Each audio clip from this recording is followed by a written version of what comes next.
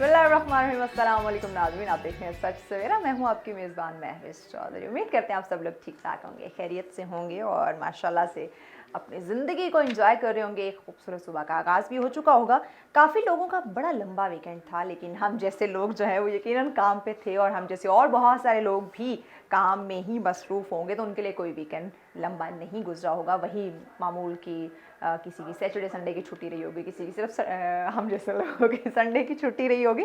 तो जिनका एक लॉन्ग वीकेंड था उनके लिए तो बड़ी खुशी की बात थी। और जो वर्किंग डेज थे कल से जिनका वर्किंग डे का आगाज़ था, तो यकीनन उनके लिए तो आज भी एक काम का दिन ही है।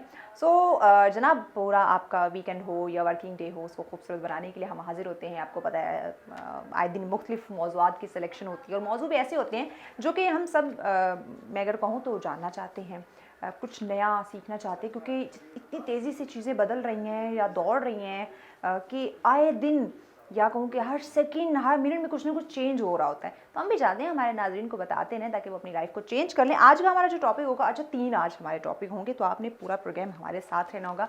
तीनों टॉपिक बहुत इंटरेस्टिंग हैं और कहूँ तो हमें अपनी खूबसूरती, ये मैं आपको हिंट दे देती हूँ ताकि जो हमारे मर्द हज़रात या जो मेरी बहनें देख रही हैं, जब हम खूबसूरती की बात करते हैं तो वो अलर्ट हो जाते हैं कि हाँ, हमें खूबसूरत बनाने की बात की जा रही है, तो हमने शो देखना है जनाब। तो आज आप शो देखिएगा, क्योंकि सिर्फ़ और सिर्फ मर्द की बात नहीं होगी, सिर्फ़ और सिर्फ किसी औरत की बात नहीं होगी, मर्द और ख़वातीन हम दोनों की बात करने वाले, बल्कि जो नन्हे मुन्ने चुन्ने छोटे छोटे बच्चे हैं ना, उनकी भी बात होने वाली है। तो बच्चों, आपने टीवी के सामने से हिलना नहीं है बिल्कुल, अगर आपको स्कूल से छुट्टी है तो, अदरवाइज़ आप स्कूल जाएं।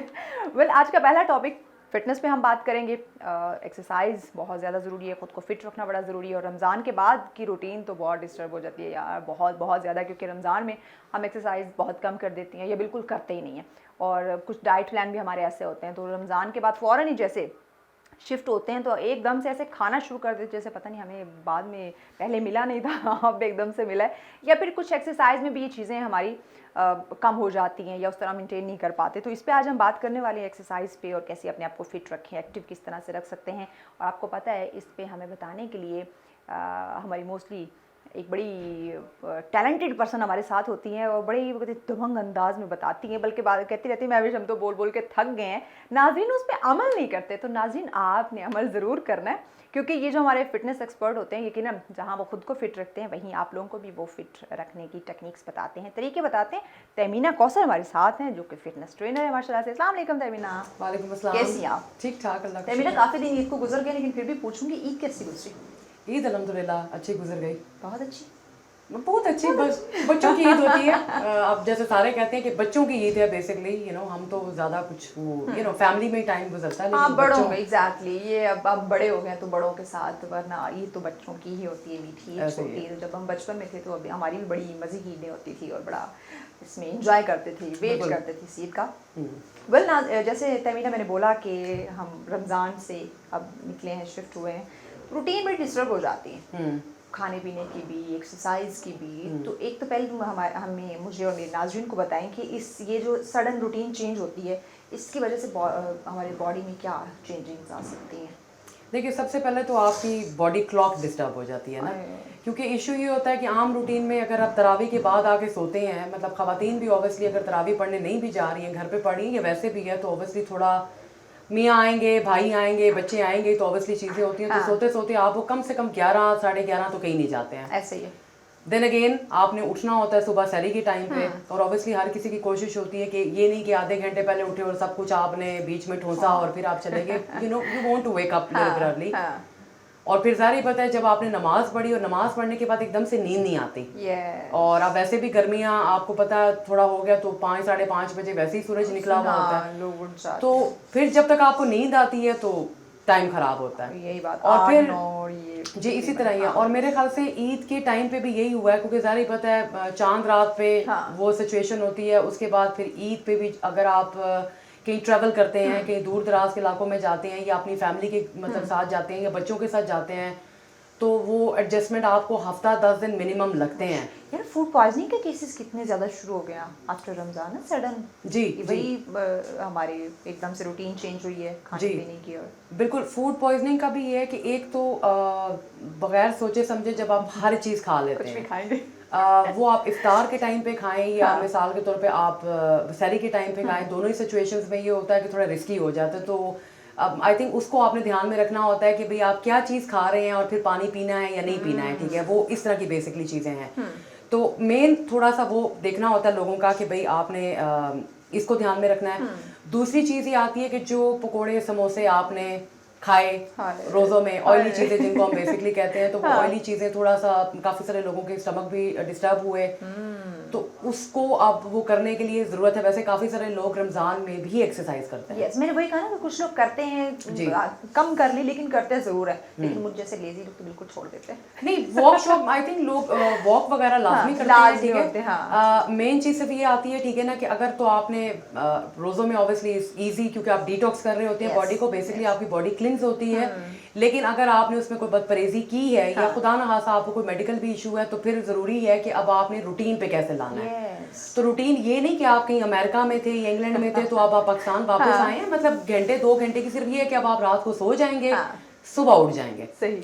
तो कई लोग फिर ये करते करते भी ना बड़ी ईद आ जाती है, तो एक्सक्यूजेस हमारे पास बेशुमार है, बहुत ज़्यादा, ठीक है, नो डाउट। लेकिन ये कि अपनी जान के साथ अब तो छोटे छोटे बच्चों का, क्योंकि देखें आप जो चीज़ खाते हैं वो फिर आप बच्चों को भी जारी बात है वही चीज़ें देते हैं, साथ खाएंगे। हाँ, तो इसलिए बेहतर ये है कि खुद में थोड़े से चेंजेस लाएं ताकि आपके बच्चों में भी चेंजेस आए। जरूरी है। तो अगर हम कई दफ़ा बच्चों को कहते हैं ना कि नहीं नहीं ये कोल्ड ड्रिंक नहीं पीना, ये हेल्दी नहीं है, तो वो कई दफ़ा बच्चे आपको कह देते हैं आप खुद तो मामा पीती हैं, हम उनके सामने पी रहे होते हैं। तो इसलिए मैं खुद भी कई चीज़ें ऐसी होती हैं कि जो अपने बच्चे के सामने नहीं करती हूँ। मेरा भतीजा तकरीबन 3 साल का हो गया जी माशाल्लाह। अब ये है कि अब उसको मैं मना करती हूँ अम्मी को कि ना दिया करो कोल्ड ड्रिंक, क्योंकि इसकी एज नहीं है ये चीज़ें पीने की। अच्छा कहते हैं हम मना कर, हम बिल्कुल उसे नहीं देते, नहीं पीने देते, करते हैं उसके सामने पी रहे होते हैं। वो जैसे ही वो देखता है बॉटल देखता है कोल्ड ड्रिंक की या कैन कुछ भी की, मुझे चाहिए, रोना पिटना शुरू कर देगा। फिर मजबूरन मेरे पे अब फिर उसमें मैं थोड़ा पानी ऐड कर दे, ज़रा लाइट हो जाए।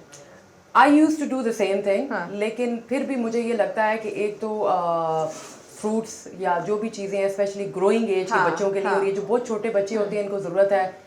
एक तो दूध बिल्कुल ख़त्म हो गया, ठीक है, मतलब हम भी जब छोटे थे तो डेली रात को गिलास मिलता है, और ठीक है आई अंडरस्टैंड महंगाई है। देखें आप 1 लीटर दूध भी तो ऑब्वियसली बहुत सारे पेरेंट्स ये नहीं कि वो नहीं देना चाहते होंगे, थोड़ा सा मुश्किल है, लेकिन या तो फिर उसमें आप फार्मूला मिल्क यूज़ कर लें। अच्छा, ठीक है, फार्मूला मिल्क भी बच्चों को, क्योंकि बेसिकली वो नेचुरल दूध नहीं भी है, तो इट्स लाइक सारे इंग्रेडिएंट्स हैं उसके अंदर, एग्जैक्टली, ठीक है। लेकिन आप कहीं ना कहीं बच्चों की प्रोटीन और डेयरी प्रोडक्ट्स जो होते हैं, ये जो प्रोटीन होती है, अगर आप चाहते हैं कि आपके बच्चों की हाइट बढ़े या बच्चे हेल्दी हों, तो ये सबसे ज़्यादा ज़रूरी है। आप अगर बहुत सारी कंट्रीज़ में अगर आप सर्वे भी करते हैं तो जो बच्चे ये पनीर वगैरह या इस तरह की चीज़ें बहुत सारे डेयरी प्रोडक्ट्स खाते हैं, उनकी हाइट भी अच्छी होती है और उनकी हेल्थ भी अच्छी होती है। क्योंकि हमारे पास बहुत ज़्यादा माएँ आती थी कि मेरे बच्चे की हाइट नहीं बढ़ी है, ये वो सेहत अच्छी नहीं हो रही है। हालांकि कहने का मकसद है कि देखिए अगर आप 16, 17, 18 साल के हो गए हैं तो हम उनको खींच तो सकते नहीं।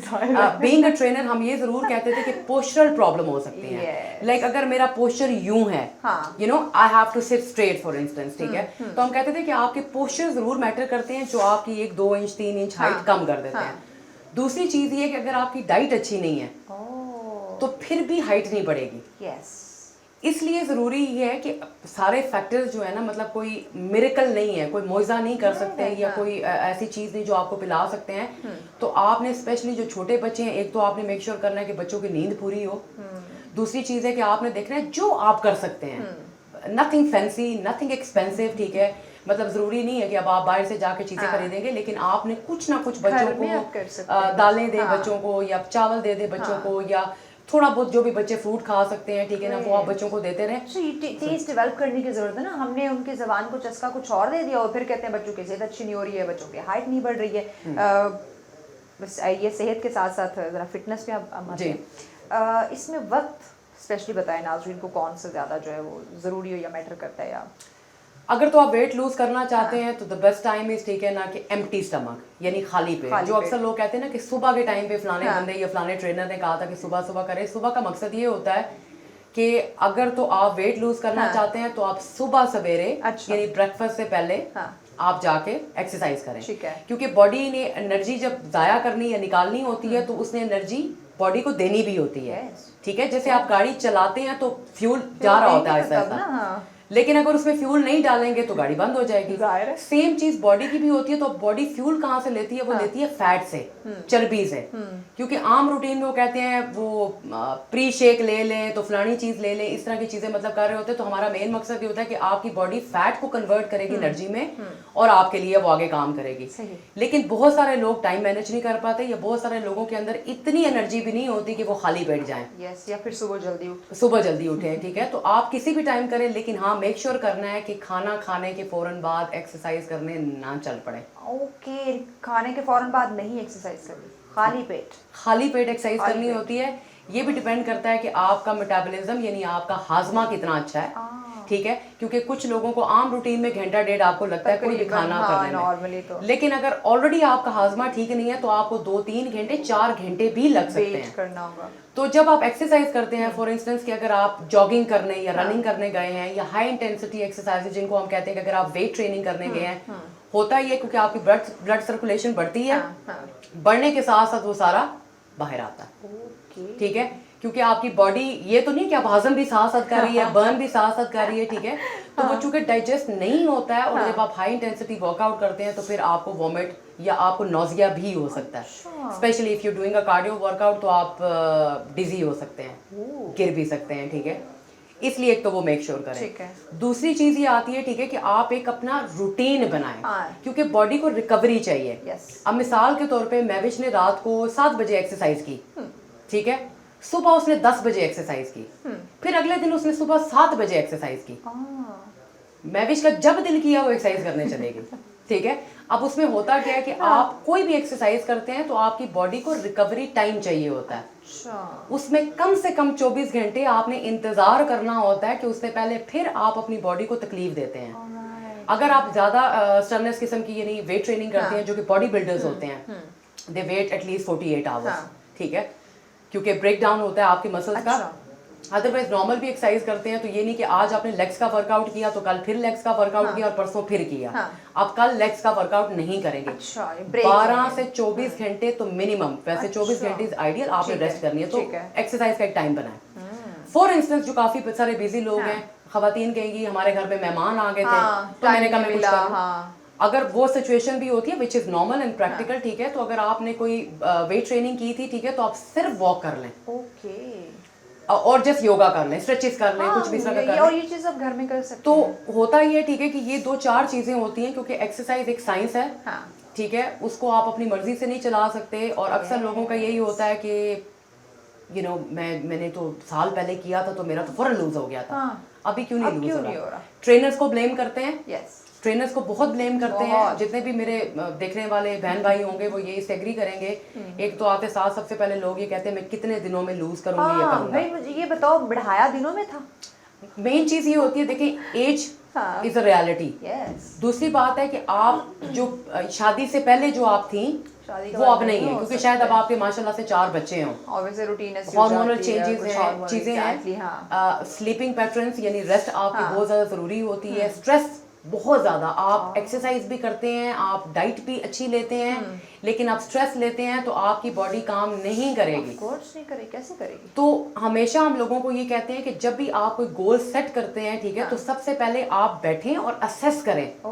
जैसे आम रूटीन में आपको किसी भी मसले का सोल्यूशन निकाल रहे होते हैं तो हम आपस में बैठते हैं तो हम कहते हैं अच्छा ये मसला क्यों हुआ था, फलाने ने फलाने टाइम पे ये बात क्यों की थी। पहले पीछे आए, उसको देखें कि भाई मेरी क्या चीज है। दूसरा ये होता है कि अगर आपने कैलोरीज काउंट नहीं की, जो कि आप यूजुअली नहीं कर सकते हैं, लेकिन आपने देखना है कि अगर आपने सुबह पराठा खाया था, आपने दोपहर में जो है पुलाव खाया था, रात के टाइम पे आप टिक्के कबाब खाने चले गए हैं, तो कहने का मकसद है कि आपकी कैलोरीज कहाँ गई, और उसके बाद आपने बर्न भी कुछ नहीं किया।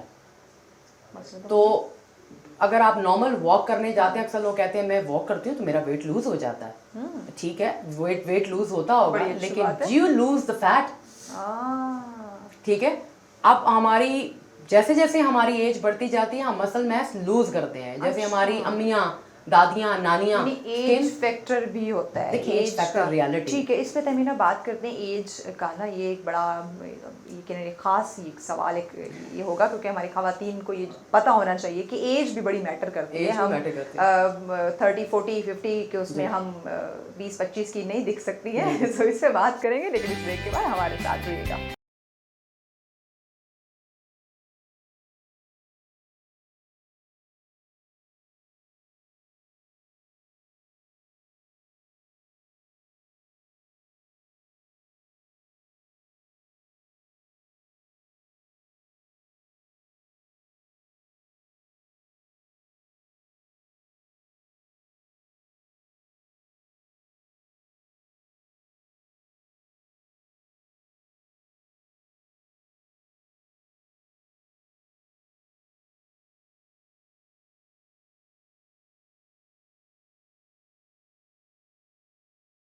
वेलकम बैक नाज़रीन, आप देख रहे हैं सच सवेरा। बात हो रही है आपकी खूबसूरती पे, आपकी सेहत पे, आपकी फिटनेस पे हम बात करें। तमीना हमारे साथ है। तमीना, ब्रेक पे जाने से पहले एज की बात की थी, तो ज़रा नाज़रीन को बताएं ना कि एज कितना मैटर करती है।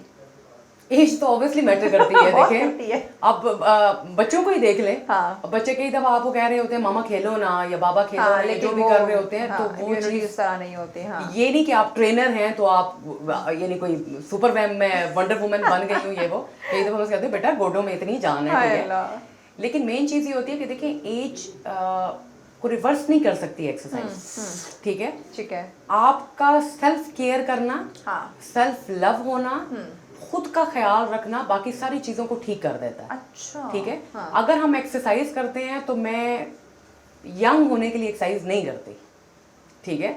मैं एक्सरसाइज इसलिए करूंगी, ठीक है, कि मुझे अपनी सेहत का ख्याल रखना है। सही। लाइक मेरे हस्बैंड मतलब कुछ लोग समझते हैं कि हम एक्सरसाइज करेंगे तो हम अपनी उम्र से कम लगेंगे, हम हमेशा जवान रहेंगे। देखिए वो एक जगह है। आप मिसाल के तौर पे आपकी ये जो मर्जी है, ठीक है, यंग बच्ची भी होगी, ठीक है, तो अगर उसने 25-30 किलो वजन ज्यादा बढ़ाया होगा तो ऑब्वियसली किसको लगेगा कि ये छोटी सी बच्ची है। वो तो एक फैक्ट है, ठीक है। हाँ। अगर मिसाल के तौर पे आप 30 35 40 45 भी हैं, ठीक है ना, और अगर आप बहुत ज्यादा ओबीस हैं या बिल्कुल ही आपकी झाइयाँ पड़ गई हैं, आप अपनी लुक आफ्टर नहीं कर रहे हैं, तो आप डेफिनेटली बड़े लगेंगे। हो सकता है आपकी अम्मी आपसे छोटी लग रही हो। मेन चीज सिर्फ ये आती है कि हम सेहत की बात करते हैं। जो चीज जिस तरह आप देखें, जो आपने बचपन में जो प्रॉपर आपने डाइट नहीं ली होगी, वो जैसे जैसे आप शादी होगी, बच्चे होंगे, आप काम करेंगे, आपका ब्लड भी, हेमोग्लोबिन भी आपका कम होगा, आपके बाल भी लूज होंगे, आपकी स्किन का कॉम्प्लेक्शन भी चेंज होगा। और ऑब्वियसली फिर वही होगा कि आप कोई काम करेंगे तो आप हांबेंगे, यानी स्टेमिना भी नहीं रहेगा, कोई फ्लेक्सिबिलिटी भी नहीं रहेगी। वो फैक्ट है।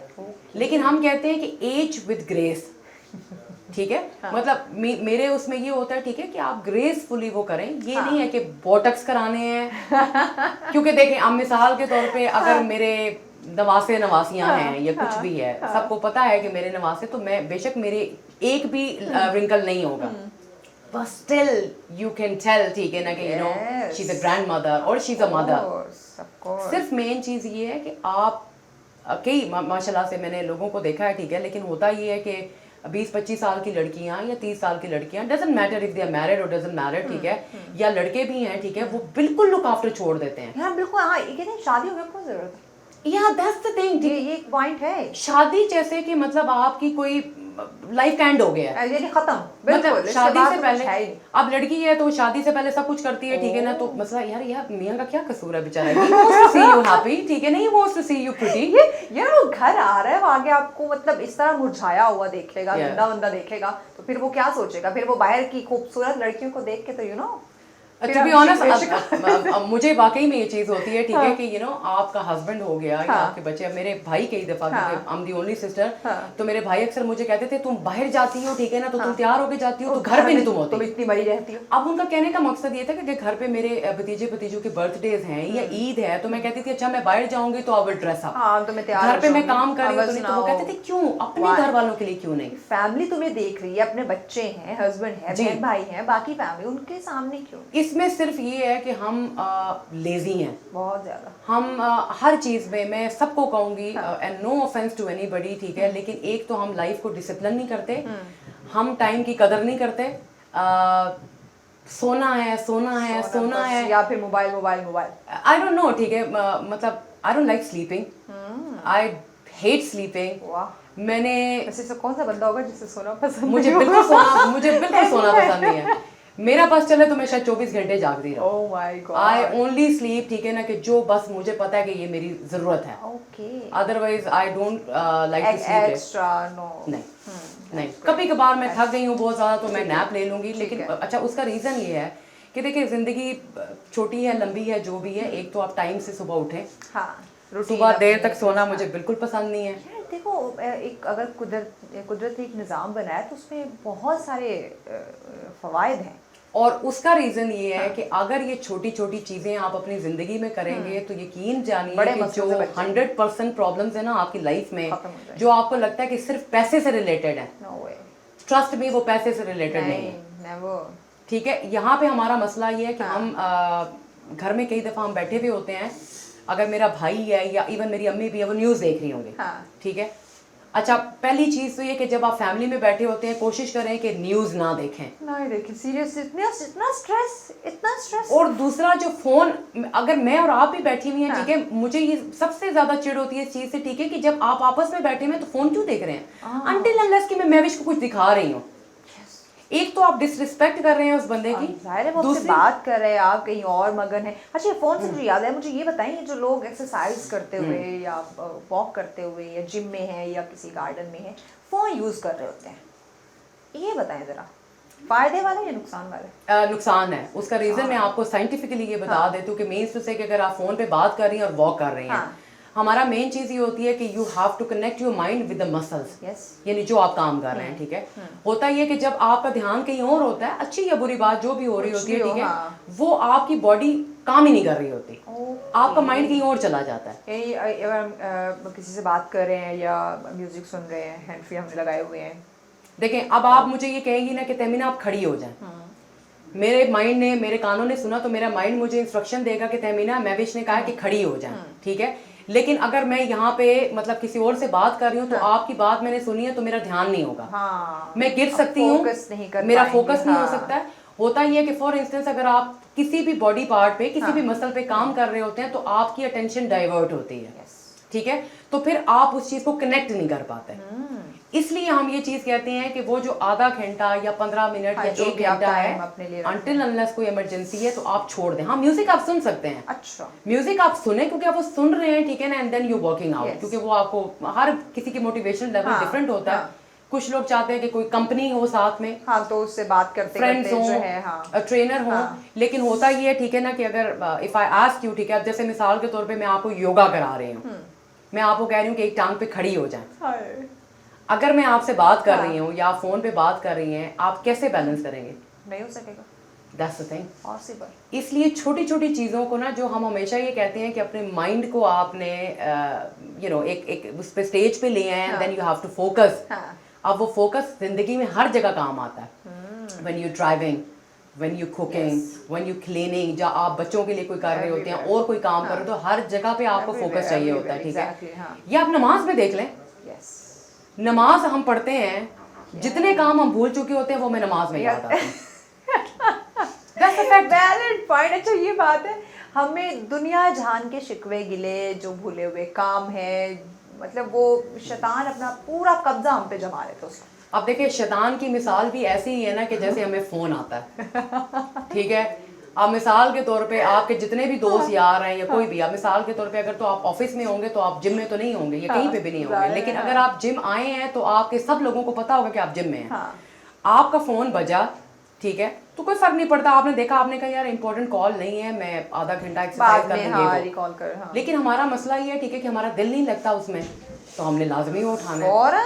यार 5 किलोमीटर की वॉक करनी कैसे होगी, चलो आज मैं थोड़ी सी डिस्कशन कर लेती हूँ, फलानी जगह पे सेल लगी हुई है, फलानी जगह पे फलाना लगा हुआ है। ठीक है, हम साथ में ये we always look for time pass things, लेकिन उसमें फिर वही बात है कि आप पैसे भी जाया कर रहे हैं और आपकी बॉडी काम भी नहीं करेगी। मुझे आपका टाइम भी वेस्ट हो रहा है, टाइम वेस्ट हो रहा है, भले वो जिम में है या बाहर किसी लॉन गार्डन, देखें ये हमेशा मैंने सबको ये कहा है कि आप घर पे एक्टिव हो जाएं। किसी ने आपको नहीं कहा कि आप जिम जाके अपनी फिटनेस में। अच्छा, ये चीज भी है कि लोग कहते हैं कि हमारे पास जिम जाने का टाइम नहीं, जिम जाएंगे तो हम सेहत अच्छी रख सकते हैं, हम फिट रख सकते हैं, खुद को रख सकते हैं। यानी ये जिम जो है ना ये टैग बन गया हुआ है कि जिम की एक्सरसाइज ही एक बेहतर एक्सरसाइज है। देखिए घर पे भी खवातीन काम करती हैं, कई दफ़ा वो हमें कहती है जी मैं घर पे काम करती हूँ, ठीक है, मैं बच्चों के साथ लगी होती हूँ, मैं क्यों नहीं पतली होती। पहली चीज़, अगर आपको मेडिकल कोई इशू नहीं है, कोई आपको प्रॉब्लम होगी, ठीक है, जिसकी वजह से आपने वेट गेन किया हुआ या जो भी होगा। दूसरी बात है कि आप घर पे ऐसा क्या करते हैं, सालन बना रहे हैं, सालन बनाने में ऐसी कौन सी मेहनत है। अगर मैं रोटी बना रही हूँ तो रोटी में मैं कितनी कैलोरी मैं बर्न कर रही हूँ, या फिर वो बेलनी से बेली हम। दूसरी बात है हमारे पास वॉशिंग मशीन या मैनुअल भी है, तो वो कपड़े तो वही धो रही है, आपने निकालने और बस पानी डाल के उसको, और आजकल तो ऑटोमेटिक है, ठीक है ना, डाल के तो ड्राई हो गए तो बस फैला देने हैं। हम कितनी दफा छत पे जाते हैं, बहुत कम, कितना सामान उठाते हैं। मेन चीज ये होती है, ठीक है, कि आपने उस चीज को देखना है कि अगर आप घर पे, हाँ कोई गांव देहात की मतलब औरत मुझे ये कहे जो किसी बहुत ही ज्यादा ऐसी जगह पे है कि जो बेचारी पूरे पूरे सहन साफ कर रही है, वो जाके कहीं पानी भर रही है, वो उनके होते हैं बर्तन, पता नहीं इसको क्या कहते हैं, मुझे भूल गया है, या अगर वो बहुत ज्यादा वॉक कर रहे हैं किसी पहाड़ी इलाके में या किसी गांव देहात में। बहुत सारी खवातीन गांव देहातों में जाके वो कपास वगैरह वो चुनती हैं, करती हैं, वो मुझे काम करती हैं, वो मुझे कहें कि मैं घर में काम करती हूँ तो मैं मानूंगी, चारा डालती हैं। लेकिन आजकल वैसे भी मेड्स हैं। और दूसरी बात ये आती है, ठीक है, कि आप घर पे जरूर कैलोरीज बर्न करती हैं, हम बातें कर रहे हैं तो भी हम कैलोरीज बर्न कर रहे हैं, लेकिन डिपेंड ये करता है कि आप खा कितना रहे हैं और बर्न कितना कर रहे हैं। आपके माइंड को, आपके ऑर्गन्स को उतनी ही कैलोरीज चाहिए कि जितनी आपकी हाइट वेट के हिसाब से हैं, ठीक है। बाकी कैलोरीज आपकी बॉडी स्टोर करती है। अब उस स्टोरेज को, मतलब अब आपकी गाड़ी चलेगी तो फ्यूल उसका जाया होगा ना, अब वो खड़ी भी है तो आप उसमें फ्यूल डाली जा रहे हैं, ठीक है ना। मिसाल के तौर पे अगर मैं 10 किलोमीटर चली हूँ तो 10 किलोमीटर जाया हुआ, बाकी गाड़ी में रह जाएगा, लेकिन मैंने फिर उसमें जो है ना 30 लीटर डाल दिया तो वो कहाँ लेके जाएगी।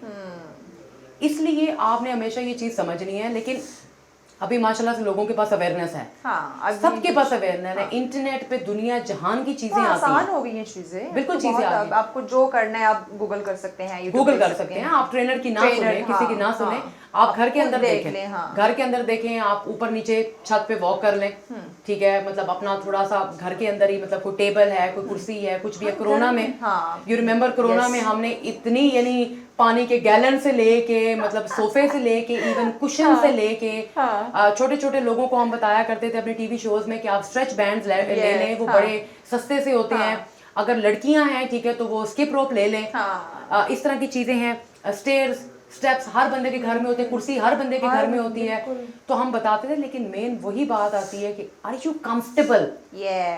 मुझे लगता है कि because you see the mirror, अगर आप कंफर्टेबल हैं अपनी बॉडी के साथ तो देन कोई कुछ नहीं कर सकता, but if you are not comfortable तो देन बैठे बैठे कुछ नहीं होगा। तो वो हम उस हिसाब से कहते हैं, हरकत में बरकत होगी ना, हरकत करेंगे तो कुछ रिजल्ट मिलेंगे। यही चीज अब आपने सालों या मंथ आपने लगा के अपना बेड़ा गर्क कर लिया है, अपनी बॉडी शेप, अपनी मोटापा या सेहत खराब कर ली है। अब आप जा रहे हैं तमीना के पास, तमीना मेरी शादी है, 2 हफ्तों में मुझे वेट कम करना है, मुझे स्लिम स्मार्ट दिखना है, कैसे तमीना करेगी? नहीं, 2 हफ्तों में हो भी जाए तो वापस भी आ जाएगा फौरन, क्योंकि जो चीज आप उस वेट को कम करने के लिए करेंगे, ठीक है, तो आपने क्या करना है, स्टार्वेशन, आपने खाना छोड़ देना है ना। अब जारी बात है, आपकी बॉडी की इंटरनल क्लॉक है, उसको समझ आ जाएगी कि मुझे खाना नहीं मिल रहा, तो वो बिल्कुल वो जैसे रोजे में होता है कि रोजे में जब आप सहरी करते हैं, ठीक है, तो उसके बाद आपकी बॉडी जो भी खा रही है उसको ऐसा सा पता चल जाता है कि कुछ हो रहा है, दिन में नहीं मिलेगा। शुरू के 4-5 रोजे आपके लिए मुश्किल होते हैं, तो देन आपको लगता है कि यार नहीं, अब रोजे इजी हो गए हैं, क्योंकि बॉडी अडॉप्ट कर चुकी होती है, ठीक है। यही सेम चीज होती है। तो आपको कई दफा बहुत सारे ऐसे क्लाइंट्स को देखा है, उनको अल्सर भी हो गए हैं, उनको डाइजेशन प्रॉब्लम भी हो गए हैं, क्योंकि इतनी यानी विगरस किस्म की जो है ना, मतलब लोग डाइटिंग करते हैं ना, कि उनको होता है रोटी छोड़ दो, चावल छोड़ दो, हर चीज छोड़ दो। आपकी बॉडी को फिर वो एनर्जी मिलती नहीं है, ठीक है, तो उसमें आपको स्किन के प्रॉब्लम। यही बात है कि डाइटिंग करना ही है अपने आप को पतला करना है, बड़ा गर्क कर लेना उल्टा अपना। Diet word is very strange for me, कि डाइट का मतलब फाका करना नहीं, डाइट का मतलब है कि बैलेंस खाना है। आप पोर्शन कंट्रोल करें ना भाई, तो पोर्शन पे कंट्रोल नहीं होता ना, जब बिरयानी या पाए चाय साथ आते हैं। हमने पिज्जा, बर्गर और फीजी ड्रिंक्स और फीजी खाने वो तो जबान के चस्के हैं, एंड द ट्रस्ट मी, ठीक है, मुझे नहीं समझ आती, ये नहीं कि हम लोग खाते नहीं है, हम लोग भी बाहर खाना खाते हैं, जाते हैं, बिल्कुल खाते हैं। अब वैसे जो बाहर का फास्ट फूड है ना, यकीन करो वैसे भी दिल नहीं अच्छा, करता अब ना वो जो एक था ना, एक पीक टाइम था कि बाहर जाएं खाएं, अब वो नहीं रहा, मैंने घर में कुछ बना के कुछ खाएं। I think the taste is not the similar. हाँ। आप खाना देखेंगे तो आपका दिल करेगा कि यार यहाँ से नहीं खाना, क्योंकि it doesn't look clean, hygienically आप नहीं खाते। दूसरी बात है कि जब अल्लाह माफ़ करे रिस्क है, ठीक है, कहना नहीं चाहिए, लेकिन बाहर के खाने में ये होता है, ठीक है, कि जब मैं देखती हूँ तो कई दफ़ा मेरा दिल नहीं करता। सेम है। मैं कहती हूँ गर्मियों में, मतलब समर में तो बिल्कुल नहीं, इसलिए मैं जो देख रही होती हूँ कंडीशन काम करने वालों की और पकाने वालों की और फिर सर्विंग, इसलिए आई थिंक हमारी यंग एज में चीज़ें, हम लोग भी ये बाहर की बहुत सारी चीज़ें खाया करते थे, लेकिन आई थिंक उस वक्त इतनी मिलावट नहीं थी, इतनी चीज़ें नहीं होगी मिलावट ऑब्वियसली, लेकिन इतना नहीं था इतना नहीं होगा। सॉरी टू से अब हो चुका है। तो अब अभी तो आप मैं भी एग्री करेंगे कि अभी आपको ऐसा लगता है कि हर चीज़ रबर की है, प्लास्टिक की है, मतलब आप इवन स्वीट्स भी खाएंगी तो आपको लगेगा कि यार ये वो नहीं रही हैं। आप फ्रूट में वो फ्रूट वाला टेस्ट नहीं है, आउट ऑफ सीजन चीज़ें आ रही हैं। Chicken is the worst thing, chicken is the worst thing, इतनी एक्सपेंसिव भी है, लेकिन I think is the worst thing कि आपको समझ नहीं आ रही है। इस पैगाम क्या देंगी तमीना हमारे प्यारे प्यारे नाज़रीन को? मैं सिर्फ यही पैगाम दूंगी, ठीक है, कि कोई भी जो चीज़ है वो आपने डिटर्मिनेशन जो है वो हर चीज़ की है, तो इसलिए बराए मेहरबानी जो है आप पहले डिटर्मिन हो जाएं, और जब आपने इरादा कर लिया है तो फिर उस पर आप उसको कंप्लीट करके छोड़ें। पहले ठान लें, इरादा कर लें कि हमने ये करना है, उसके बाद किसी और काम की तरफ जाए। बहुत शुक्रिया तमीना, थैंक यू। हमेशा की तरह आप बेचारे नाज़रीन के साथ बहुत सर खपाती हैं बहुत हमें और आसान चीज़ें बताती है, कोई मुश्किल भी नहीं होता कि हम ये फॉलो ना कर सके, लेकिन अब नाज़रीन पे है कि वो कितना इसको फॉलो करते हैं, कितना अमल करते हैं। बहुत शुक्रिया आप आई। यकीन नाज़रीन, सेहत की बात करते जाने तो जहान है। अगर आप अपने आप को फिट, स्लिम, स्मार्ट, खूबसूरत दिखाना चाहते हैं, फिर थोड़ी मेहनत तो करनी पड़ेगी ना। हरकत में बरकत होगी। जब आप हरकत नहीं करेंगे और बैठे बैठाए कहेंगे कि हम जो है वो एंजेलिना जोली बन जाए, तो ऐसा नहीं होगा आपको थोड़ी मेहनत करनी पड़ेगी, एक्सरसाइज करनी पड़ेगी, अपनी डाइट का ख्याल रखना पड़ेगा, तभी जाके आप अपनी सेहत को अच्छा रख सकते हो, एक लॉन्ग टर्म हेल्दी लाइफ जो है वो आप गुजार सकते हैं। ब्रेक की जाने पड़ना है, ब्रेक के बाद कुछ और हमें मेहमान ज्वाइन करेंगे। जैसे मैंने कहा, आज हमारे 3 टॉपिक होंगे। अगला जो टॉपिक होगा वो बड़ा इंटरेस्टिंग होगा बालों के हवाले से, क्योंकि आजकल ये हेयर्स का बहुत इशू आ रहा है, तो बालों की खूबसूरती पे बात करेंगे। ये जो ख़वातीन कहती हैं डैंड्रफ हो रहे हैं, हमारे बाल बहुत झड़ रहे हैं, कलर करवाने के बाद ट्रीटमेंट करवाएं, लेकिन उसके बावजूद नहीं सही रह पा रहे, तो वजूहात क्या हो सकती है, इस पर बात करेंगे। लेकिन इसके बाद हमारे साथ रहिएगा।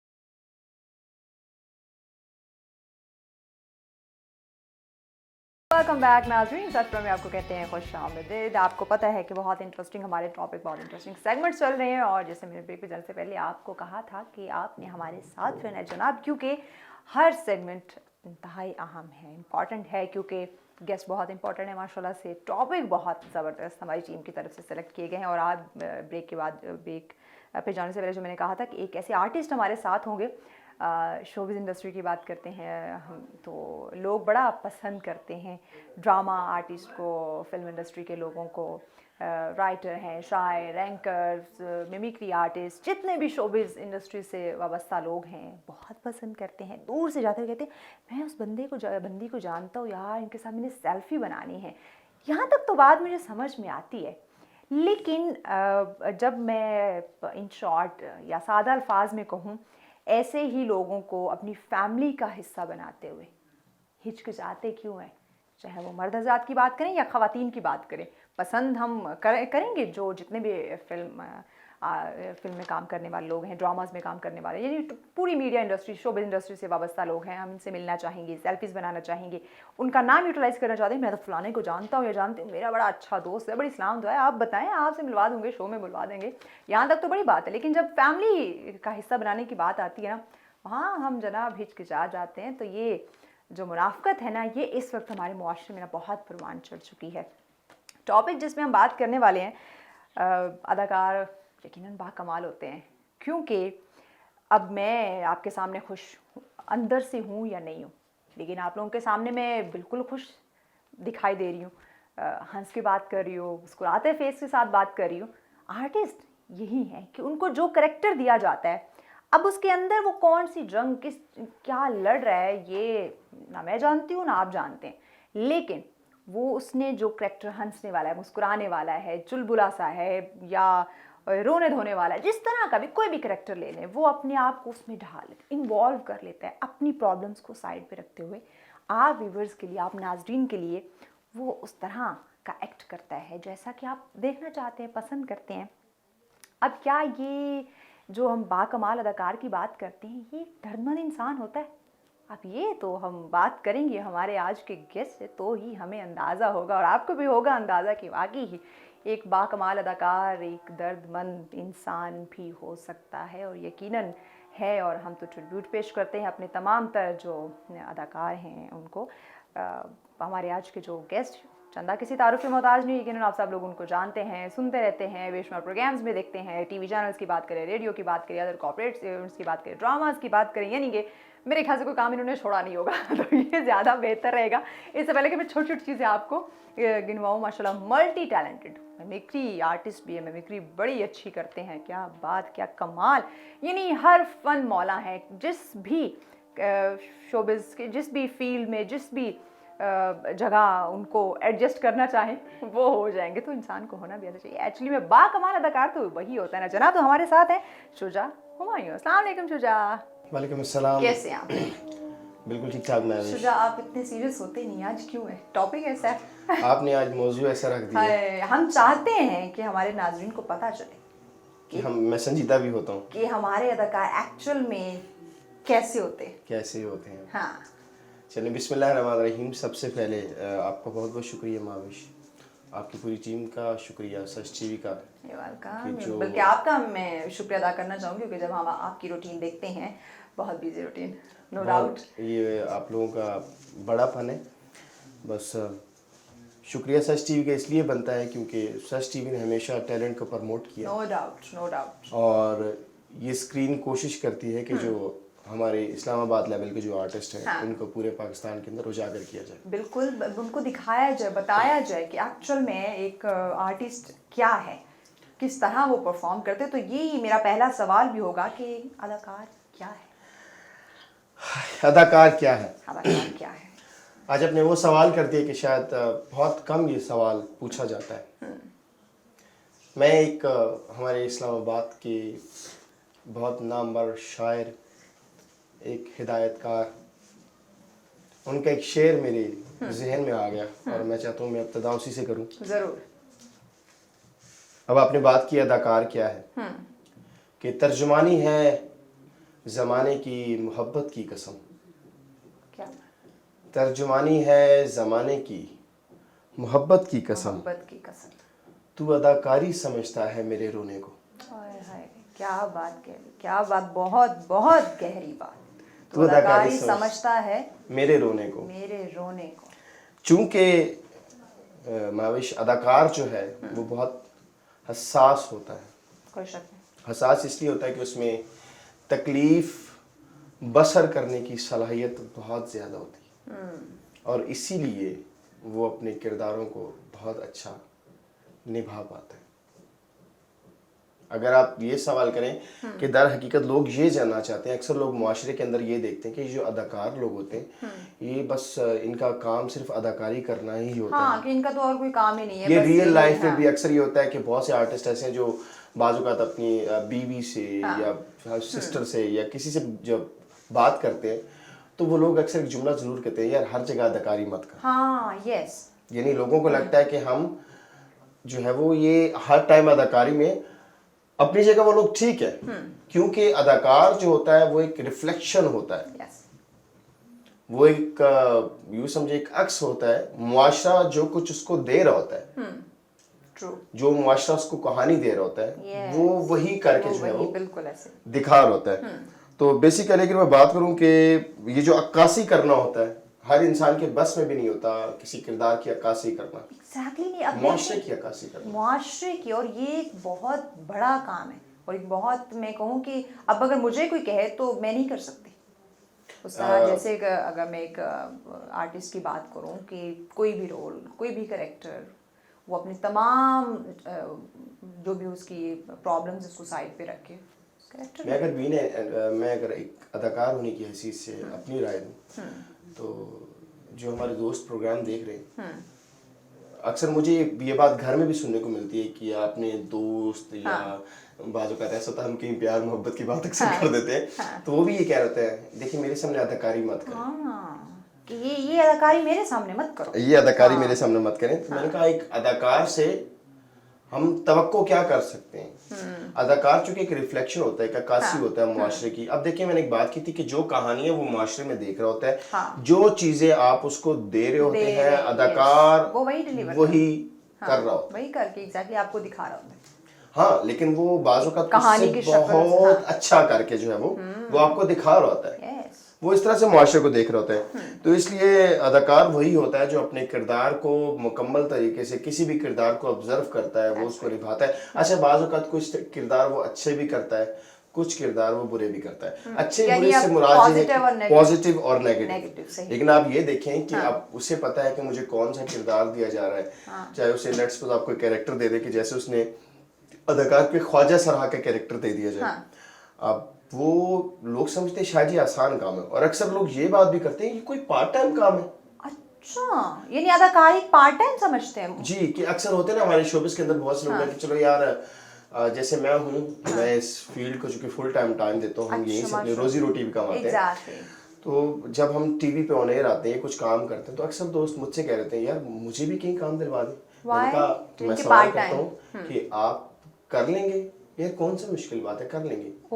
मैंने कहा इतना आसान है, हम बचपन से लेके अब तक जो है वो अभी तक सीखने की कोशिश कर रहे हैं, सीखने के फेज में। यस, तो मैं तमाम दोस्तों से कहता हूँ अदाकारी आसान काम है ही नहीं। नो वे, बिल्कुल ये नहीं, इतना आसान नहीं है। अगर मैं बात करूँ हम आज, तो चंद सेकंड में फैसला करके देख लेते हैं ये अच्छा नहीं कर रहा, या ये सीरियल अच्छा नहीं है, या जो जिस भी कैरेक्टर में ये कैरेक्टर अच्छा नहीं, लेकिन उसके पीछे आप देखें मेहनत कितनी, उसने उसके सालों की मेहनत, और उसके बाद उस कैरेक्टर को अपने ऊपर तारी करने की उसकी जो मेहनत। ये तो जो मेरे दोस्त सुन रहे हैं, हम लोग अदाकार को एक सलाहियत खुदावन ने ये बहुत अच्छी दे रखी होती है कि वो ऑब्जर्व करता है। जो ऑब्जर्व करता है, जो सुनता है, जो सीखता है, वही एक अच्छा अदाकार बनता है। Okay, that's great. अदाकार के अंदर अच्छा कोई अदाकार आकर नहीं बनता, मैक्सिमम देखा जाता है जो अदाकार है वो कुदरत की तरफ से बनाया आता है, यानी कि पैदाइशी उसके साथ ये गॉड गिफ्टेड कहीं ना कहीं ये चीज होती है। बाद में क्या होता है कि पहचानना है उसको, बिल्कुल। वो कुछ ऐसे लोग होते हैं, कुछ ऐसे डायरेक्टर्स होते हैं, हिदायतकार होते हैं, कुछ राइटर्स ऐसे होते हैं, कुछ लोग ऐसे होते हैं कि जिसको नजर आ जाता है यार कि इस बंदे के अंदर कोई बात है, इसका चलना। और फिर सबसे बड़ी बात है, अदाकारी अगर आपके अंदर है तो आपके अंदर रिदम का होना बहुत जरूरी है। इंसान का तल्लक रिदम से होना बहुत जरूरी है। रिदम अगर आपकी लाइफ से खत्म है, लाइक जिसे सुर कहते हैं आप, अगर रिदम आपकी लाइफ में है तो आप एक बहुत अच्छे अदाकार बन सकते हैं। अगर रिदम आपके अंदर नहीं है, कर तो आप जाते हैं, लेकिन आज तक जितने भी बड़े बड़े नाम आप देखें जो पाकिस्तान टेलीविजन के आर्टिस्ट है, जिन्होंने कभी पाकिस्तान टेलीविजन पीटीवी की स्क्रीन ली थी, सिर्फ जब एक चैनल हुआ करता, तो वो लोग किरदारों को ऐसे निभाते थे कि शायद आप वो टाइम आपको याद होगा कि गलियां सुनसान हो जाया करती। यस, हमेशा सस्पेंस रखते थे। वो आर्टिस्ट थे, वो बहुत बड़ी एकेडमी थी हमारे पाकिस्तान के जो आर्टिस्ट हैं। प्रॉपर सीखना। अब भी जो आर्टिस्ट कर रहे थे, लोग ये समझ रहे होते हैं कि शायद ये कोई आसान सा काम है यार, शोबिस को चुन लेते हैं, जाते हैं और अल्लाह का एक चांस मिल जाएगा। यहाँ चांस मिल जाए, बड़ी ग्लैमर लाइफ है, बड़े शशके हैं इसमें, तो चलो हम भी इन शशकों में शामिल हो जाते हैं, स्क्रीन पे आ जाएंगे, लोग देखेंगे। ये एक समझ, इन्होंने एक अदाकारी को, इस फील्ड को ये समझ रखा। बहुत मुश्किल काम है, कोर्स है। ये जो आप एक सीन देखते हैं स्क्रीन के ऊपर, इस एक सीन के पीछे कम से कम 70 से 80 बंदे की मेहनत शामिल होती है। मेहनत, और फिर घंटों, पूरा दिन इस पे लगता है, और चंद सेकंड का वो सीन होता है। आज अदाकार अगर अच्छा नाम रखते हैं, अच्छा मकाम रखते हैं, शोहरत रखते हैं, अल्लाह ने उनको तमाम तरह फैसिलिटीज दी है, तो उसकी पीछे उनकी मेहनत शायद उसके काम से कहीं ज्यादा, और कहीं बहुत सारे लोगों की, सिर्फ उस अकेले की नहीं, बहुत सारे लोगों के साथ। बहुत सारे आर्टिस्ट हैं जिसमें मैं अगर नाम लेना शुरू करूँ, बनता भी है कि अपने पाकिस्तानी एक्टर्स का नाम ले, लोगों को पता चले किसने कितनी एफर्ट की। अब तो कुछ लोग हैं जिनकी लक काम कर जाती है, किसी न किसी सोर्सेज से आ जाते हैं, लेकिन दर हकीकत जो पुराने वक्त के डायरेक्टर्स थे ना महविश, जो ये देखते थे अच्छा, अब के लिए अब पैसा बोलते हैं, अब तो पैसा बोल रहे हैं, अब तो पैसा दिया और आर्टिस्ट बन के आ गया। जो इस बात पे आ रहा है कि पैसे से सब हो सकता है। पैसे से अगर होना होता कर सकते हैं आप, लेकिन अगर आपके अंदर अदाकारी नहीं है, एक आपके पीछे अच्छा हिदायतकार नहीं है, आपको बनाने वाला नहीं, आपके पीछे उस्ताद नहीं है, तो आप माजरत चाहता हूँ इस फील्ड के अंदर मेहमान रहे। यस, फिर आप स्टैंड नहीं कर सकेंगे। लेकिन अगर आपको ये लगता है कि मेरे अंदर एक आर्टिस्ट है, और फिर सबसे बड़ी बात है देखने वाले ही कह रहे हो कि हाँ आपके अंदर एक आर्टिस्ट है, आपका उस्ताद, आपको कहते हैं इस फील्ड में उस्ताद का होना बहुत जरूरी है। आपका उस्ताद है अभी भी? जी अल्हम्दुलिल्लाह, मुझे अल्लाह रब्बुल इज्जत ने एक उस्तादी बहुत से असातिज़ा से नवाजा। कहीं मुझे अदाकारी में उस्ताद मिले, कहीं मुझे संगीत में उस्ताद मिले, कहीं मुझे मतलब आप यूँ समझे महविश, आप भी हैं, ये कोई भी है, हम अक्सर सीखने की कोशिश में जब होते हैं ना पॉइंट, तो कहीं से भी हमें कोई लफ्ज, कोई जुमला, कोई चीज मिल सकती है। यस, और उसको हम ना फिर वो अच्छा एक अट्रैक्ट करना, हम संभाल लेते हैं उस लफ्ज को। यही होता है। इसी तरह से जब हम इस फील्ड के अंदर रहते हैं, हमने जब अपने असातिज़ा को देखा वो स्टेज पे कैसे परफॉर्म करते हैं, जबकि स्टेज टीवी से बहुत मुश्किल होता है, तो हम जब उनको ऑब्जर्व करते थे, हमने गौर करना शुरू किया, क्यों हम जितने मर्जी अच्छी फैमिली से थे, लेकिन एक दफा हमने खुद को बिल्कुल अपने अंदर से उस महक को दूर किया कि नहीं यार, उस्ताद का कहाँ मानना है, एक दफा सीखना है, सीखने के लिए कुछ भी होता है। और बिलीव करें, हमने मैं के साथ अब नहीं सीख सकते। हम देखें वो एक जुमला है कि मैं शिरक है, मैं कहना शिरक है, हमसे काम चलेगा। क्या बात है, बहुत गहरी बात, बहुत गहरी बात। यस, तो इसीलिए इस हम की अभी भी हमें जरूरत है शुजा, क्योंकि अभी भी मैं है, ये जो मैं है ना, ये आई नहीं वी, ये जो विक्ट्री है, यही सब कुछ है। जो बेसिकली अगर मैं और हम की बात करूँ, तो जितने भी हमारे औलिया हैं, जितने भी हमारे औलिया इस दुनिया से गुजरे हैं, बहुत बड़े बड़े नाम है, किस किस का नाम लूँ, शायद मेरी लफ्ज़ मेरी ज़िंदगी कम पड़ जाए, वो इसी चीज़ का नाम है कि उन्होंने अपनी ज़िंदगी के अंदर से ये जो मैं है वो ख़त्म की। शुद्ध इस बात को आगे बढ़ाते हैं, यकीनन बहुत गहरी बात है मैं और हम, और इस पर अगर हम सब काम करना शुरू कर दें, यकीनन ये जो एक बहुत बड़ा बिगाड़ है हमारी इस इंडस्ट्री में अदाकारों के साथ जो नाइंसाफ़ी और ये वो ख़त्म हो जाएगी। ब्रेक पे जाना है, ब्रेक के बाद यकीनन एक बहुत बड़ा ये टॉपिक है, इस पर मज़ीद नाज़रीन में बात करेंगे, लेकिन हमारे साथ एक शॉर्ट ब्रेक लेकर आते हैं।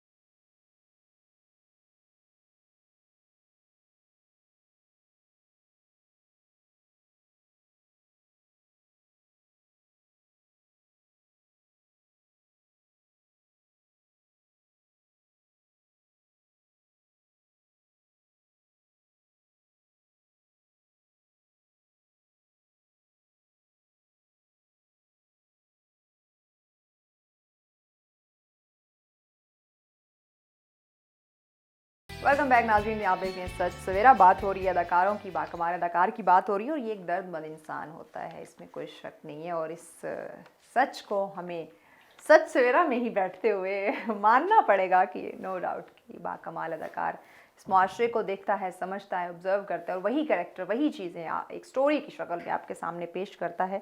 शुजा हुमायूं हमारे साथ हैं, उन्हीं से बात हो रही है। शुजा, मैं अगर बात करूँ एक अदाकार की, एक आर्टिस्ट की, जो वो एक किरदार, एक रोल प्ले कर रहा है, लोग तो समझ जाएंगे कि इसे एक दिया गया, एक रोल दिया गया, एक करेक्टर दिया गया है, तो ये एक एक्टिंग कर रहा है, बस उस किरदार को निभा रहा है। अगर मैं एजुकेशन के हवाले से, उस पॉइंट ऑफ व्यू से मैं देखूं, तो तालीमी लिहाज से कैसे आप इसको जो है वो डिफ़ाइन करें? ये बहुत अच्छा सवाल है आपका। अदाकार जो है वो खुद एक बहुत बड़ा, यूँ समझिए अपनी ज़िंदगी के अंदर एक इंस्टीट्यूट का काम कर रहा है, अपनी ज़िंदगी के अंदर एक इदारे का काम कर रहा है। दर हकीकत आपको कोई भी जो काम होता है, डेफिनेटली जो लिखने वाले लिखते हैं वो अपने इल्म से अच्छा लिखने की कोशिश करते हैं, और अदाकार सबसे मुश्किल काम ये कि जब उसको निभाना शुरू करता है तो अपने किरदार के ज़रिए, स्क्रीन के ज़रिए वो लोगों को वही चीज़ करके दिखा रहा होता है कि जो हमारे मुआशरे में हो रही है। अच्छा, यहाँ पे मैं एक चीज़ बड़ी जैसे हम बात करते हैं ना शायर मुसन्निफ की, कि वो वही लिखते हैं जो वो मुआशरे में देख जो वो रहे होते हैं, मुआशरे में तो देख अपने रहे होते हैं। अल्फाज में उसको बयान करते तो हैं। आप ये जो आजकल हमारे यहाँ ड्रामे चल रहे हैं मनीषा, अभी जैसे कुछ ड्रामा जैसे चले थे, मैं इस पे लाजमी बात करना चाहूँगा। जैसे बहुत ज़्यादा इस पे सोशल मीडिया के ऊपर भी बात हुई कि ये भी कोई ड्रामा है जिसमें बाजू का ससुर का रिलेशन आप बहू से दिखा रहे हैं, यस, साली का रिलेशन आप बड़े जो है वो जेठ से दिखा रहे हैं। Yes, हाँ, ठीक है, ये क्या ऐसे भी होता है फैमिलीज के अंदर? रिश्तों में तजाद और ये तमाम इस टाइप के ड्रामे क्यों बहुत बनते हैं? क्रिटिसाइज किया गया था। हाँ, इस टाइप के ड्रामे क्यों बनते हैं? क्यों, हाँ। और क्या अदाकार क्यों इस काम को करते हैं? अदाकारों को तो ये काम नहीं करना अच्छा, चाहिए। वो बुरा अदाकारों को कहा जा रहा था।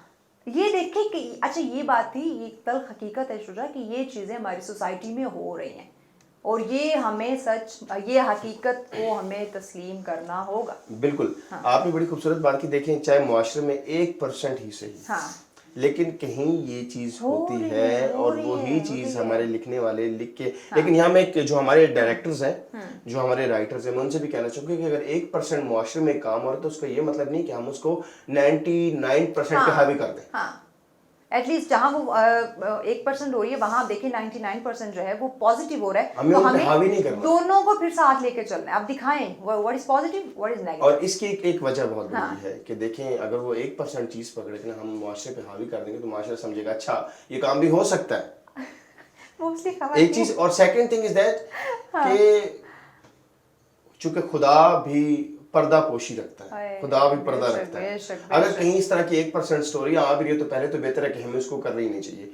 आप अगर ताकि नेगेटिविटी ना फैले। आप अगर पीटीवी के होम के पुराने ड्रामे उठा के देखें, जिसमें अब मैं आपको ड्रामा दिखाता हूँ, अंगारवादी एक ड्रामा है, धुआं एक ड्रामा है, जिसमें बंधन एक ड्रामा था, बंधन, चांदपुर yes, का चंदू, बूटा फ्रॉम टॉपा, टेक सिंह, ये वो ड्रामा है जो हम बचपन में देखे करते थे। और होता क्या था कि आज भी वो ड्रामा दोबारा से बनाया जा सकता है, Yes, बिल्कुल हो अगर सकता है। हमारे डायरेक्टर्स, हमारे एक राइटर्स न्यू थीम के साथ हम उस स्टोरी को बना सकते हैं, व्हाई नॉट। जी, तो आज भी ऐसे खूबसूरत ड्रामा बन सकते हैं, फैमिलीज course उसको हो देख सकते सकती हैं, है और उससे कुछ और सबक मिल सकता है। आज की नस्ल को बहुत कुछ सीखने को मिल सकता है। और आज हो Aware क्या रहा, बन अभी सकते हैं। सेम ड्रामा, सेम तमाम तर चीजें चल रही है, तो लोग समझते हैं अच्छा यही कुछ चल रहा है मुआशरे में। कसूर अदाकारों का नहीं है, कसूर हमारे डायरेक्टर्स का भी नहीं है।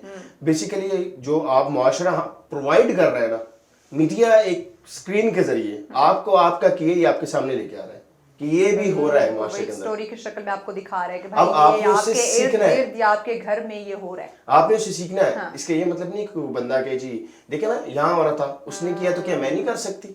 वो एक्टर तो करेगी, मैं नहीं कर सकती? वो भी तो लोग हैं। नहीं, हम फनकार यूं समझे कि अपने पैशन को लेके इतने ज्यादा संजीदा होते हैं कि हमें जो किरदार दिया जाता है, जब कोई डायरेक्टर हमें देता है कि ये आपने एक मुआशरती कैरेक्टर है कि जो ये मुआशरे से आपका- अखज़ किया गया है, ये ये आपने करना है, yes, तो हम उसके पीछे पता नहीं कितना, वही बात है कि अभी अगर मेरे माथे पे आपको थोड़ा सा पसीना नजर आ रहा होगा, उस वक्त शायद हम लोग अंदर अंदर पसीने से भीग रहे होते हैं कि यार मैं कर रहा हूँ, खुदा ना खास्ता कोई ऐसा जुमला मुंह से निकल गया, कोई ऐसा लफ्ज निकल गया कि जिसकी वजह से हो सकता है कि वो जहाँ मुझे चाहने वाले हैं वही लोग मेरे डिसलाइकर्स भी बन जाए। Yes. So, कितना टाइम लगता है अपने आप को एक कैरेक्टर में ढालने के लिए, उसको इन्वॉल्व जब करने हमें का मतलब? कोई कैरेक्टर दिया जाता है किसी भी एक्टर को, तो वो ये नहीं कि ऑन द स्पॉट हमें कोई स्क्रिप्ट दे दिया जाता है कि ये आप करें। नो, अच्छा, यानी पहले मिलता है। कम से कम भी अगर आप बात करें, अगर फिल्म की बात करूं तो वो तो बहुत पहले दे दिए जाते हैं। अच्छा, ठीक है। और अगर एक ड्रामा भी है, लेट्स सपोज अगर मेरी शूटिंग में हमारे 4-5 दिन बाकी हैं, तो कम से कम 4-5 दिन पहले हमें या एक हफ्ता पहले हमें उसके लिए 2-2, 3-3 रिहर्सल्स करवाई जाती है। ओके। और हम डेली रिहर्सल्स के लिए फनकारों ने आना होता है, बैठना होता है, एक दूसरे के साथ रिहर्सल्स करनी होती हैं। सही। क्यों? उन्होंने अपने आप को किरदार के अंदर ढालना होता है। और आप देखिएगा कभी जो मेरे दोस्त हैं कि जब एक्टर अपनी रिहर्सल पे होता है, उस वक्त आप उसको कोई बात भी करें, शायद वो आपकी बात की तरफ तवज्जो ना दे, क्योंकि वो कैरेक्टर के अंदर मुकम्मल तरह से उतर चुका होता है। और शायद ज्यादातर जो हमारे इमोशनल कैरेक्टर्स हैं, सिचुएशनल कैरेक्टर्स हैं, जब वो एक आर्टिस्ट परफॉर्म कर रहा होता है, क्योंकि हंसी मजाक समथिंग एल्स, बट सीरियस अक्सर ये होता है कि हमारे डायरेक्टर जब सीन के बाद कहते थे ना कट, खत्म, तो हमारे आर्टिस्टों को कैरेक्टर से बाहर निकलते निकलते आप यूँ समझिए कि 1 से 2 मिनट लग जाते हैं। ओके, मतलब नॉट लाइक फॉरन, ओके, नहीं। शायद हमारे अपने वो आप यूँ समझ लें कि वो पंजाबी जुमला कहने कि रीन देख लोगे, हमारे अपने बाल खड़े हो जाते हैं, हम कर क्या गए, कैसे कर गए हम। वो फिर हमें बात हमारे डायरेक्टर से अच्छा, शेयर कर रहे हम थे। जो इसमें नहीं होते, अदाकारी में जो लोग नहीं होते, वो तो मजाक बना रहे होते हैं कि कैसे ये लोग हो रहते हैं, लोग बस ऐसा जो और अदाकारी ऐसा में नहीं करते होते वो टिकटॉक बना रहे होते हैं, या ठीक है। हाँ। सस्ते एक्टर लिप सिंक करना और बात है, समथिंग एल्स, यस। रियल करना। हाँ। यहाँ मैं एक और चीज कह रहा हूँ, चाहे कोई टिकटॉकर हजरात भी हैं, हाँ। अब टिकटॉकर बनाकर फेम तो ले लेंगे, लेकिन कैमरे के सामने फ्रंट ऑफ कैमरा आना और रियल परफॉर्म करना। अच्छा शुजा, ये बात है, ये आपका एक्सपीरियंस भी रहा होगा, और मेरा तो बहुत ज़्यादा इस पे रहा है, क्योंकि मैंने इत्तेफाक से कुछ लोगों को बुलाने की कोशिश की है कि चले इतना माशाल्लाह ये अपने आप को समझते हैं, तो आए ना ज़रा नाज़रीन के सामने लाया जाए। नहीं बात कर सकते, वो 15 सेकंड के बस लिपसिंग वाले आर्टिस्ट हैं, इस कैमरे को नहीं वो फेस कर सकते, लाइव वो नहीं फेस कर सकते, उन्हें बात करनी नहीं आती, उन्हें ये नहीं पता। अच्छा, मुझसे ये सवाल किया गया अदाकार क्या है, अब वहाँ पे बिल्कुल खाली अदाकार क्या है, अब 15 सेकंड लगा के दे दो, बड़ी चेक नहीं कर लेंगे।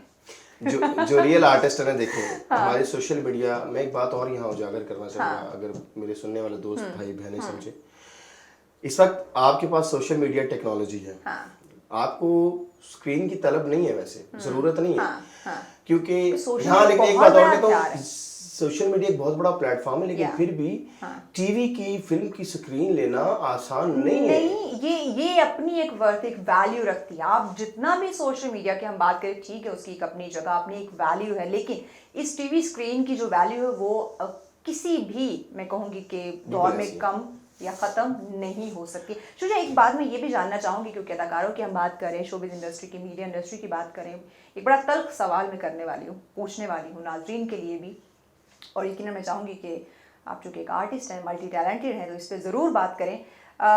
यहाँ से आप अगर स्टूडियो से बाहर निकले ना, जो आपके फैंस, जो आपके चाहने वाले, या किसी भी आर्टिस्ट की बात करूँ, भागते हुए दौड़ते हुए आएंगे, वो देखो वो हमारा जो है वो एक आर्टिस्ट जा रहा है, शुजा जा रहा है, उसके साथ जल्दी से पिक्चर बनाते हैं, सेल्फी लेते हैं, वीडियो बनाते हैं, बड़ा बड़ा पसंद करेंगे। या कोई फीमेल जा रही है तो भी यही उनका एक रिस्पॉन्स, रिएक्शन होगा। कहीं इवेंट है कहाँ वहाँ पे कहीं देख लिया तो इसी तरह उनका एक प्यार मोहब्बत वाला, फैंस वाला उनका हमें रिएक्शन देखने को मिलता है, रिस्पॉन्स देखने को मिलता है। वहाँ पे अगर जब मैं बात करती हूँ, जहाँ हम देखते हैं जो सोसाइटी में, ये आप मुझसे बेहतर बता सकेंगे नाज़रीन को, जब उन्हें फैमिली का हिस्सा बनाने की हम बात करते हैं, या इसके अलावा उनके बारे में जो सुनने को मिलता है नेगेटिव, बहुत अजीबोगरीब बातें, मैं वो अल्फाज नहीं यहाँ बयान करना चाहती, या फैमिली का पार्ट बनाने की बात करते हैं, वहाँ पे हम क्यों कतराते हैं?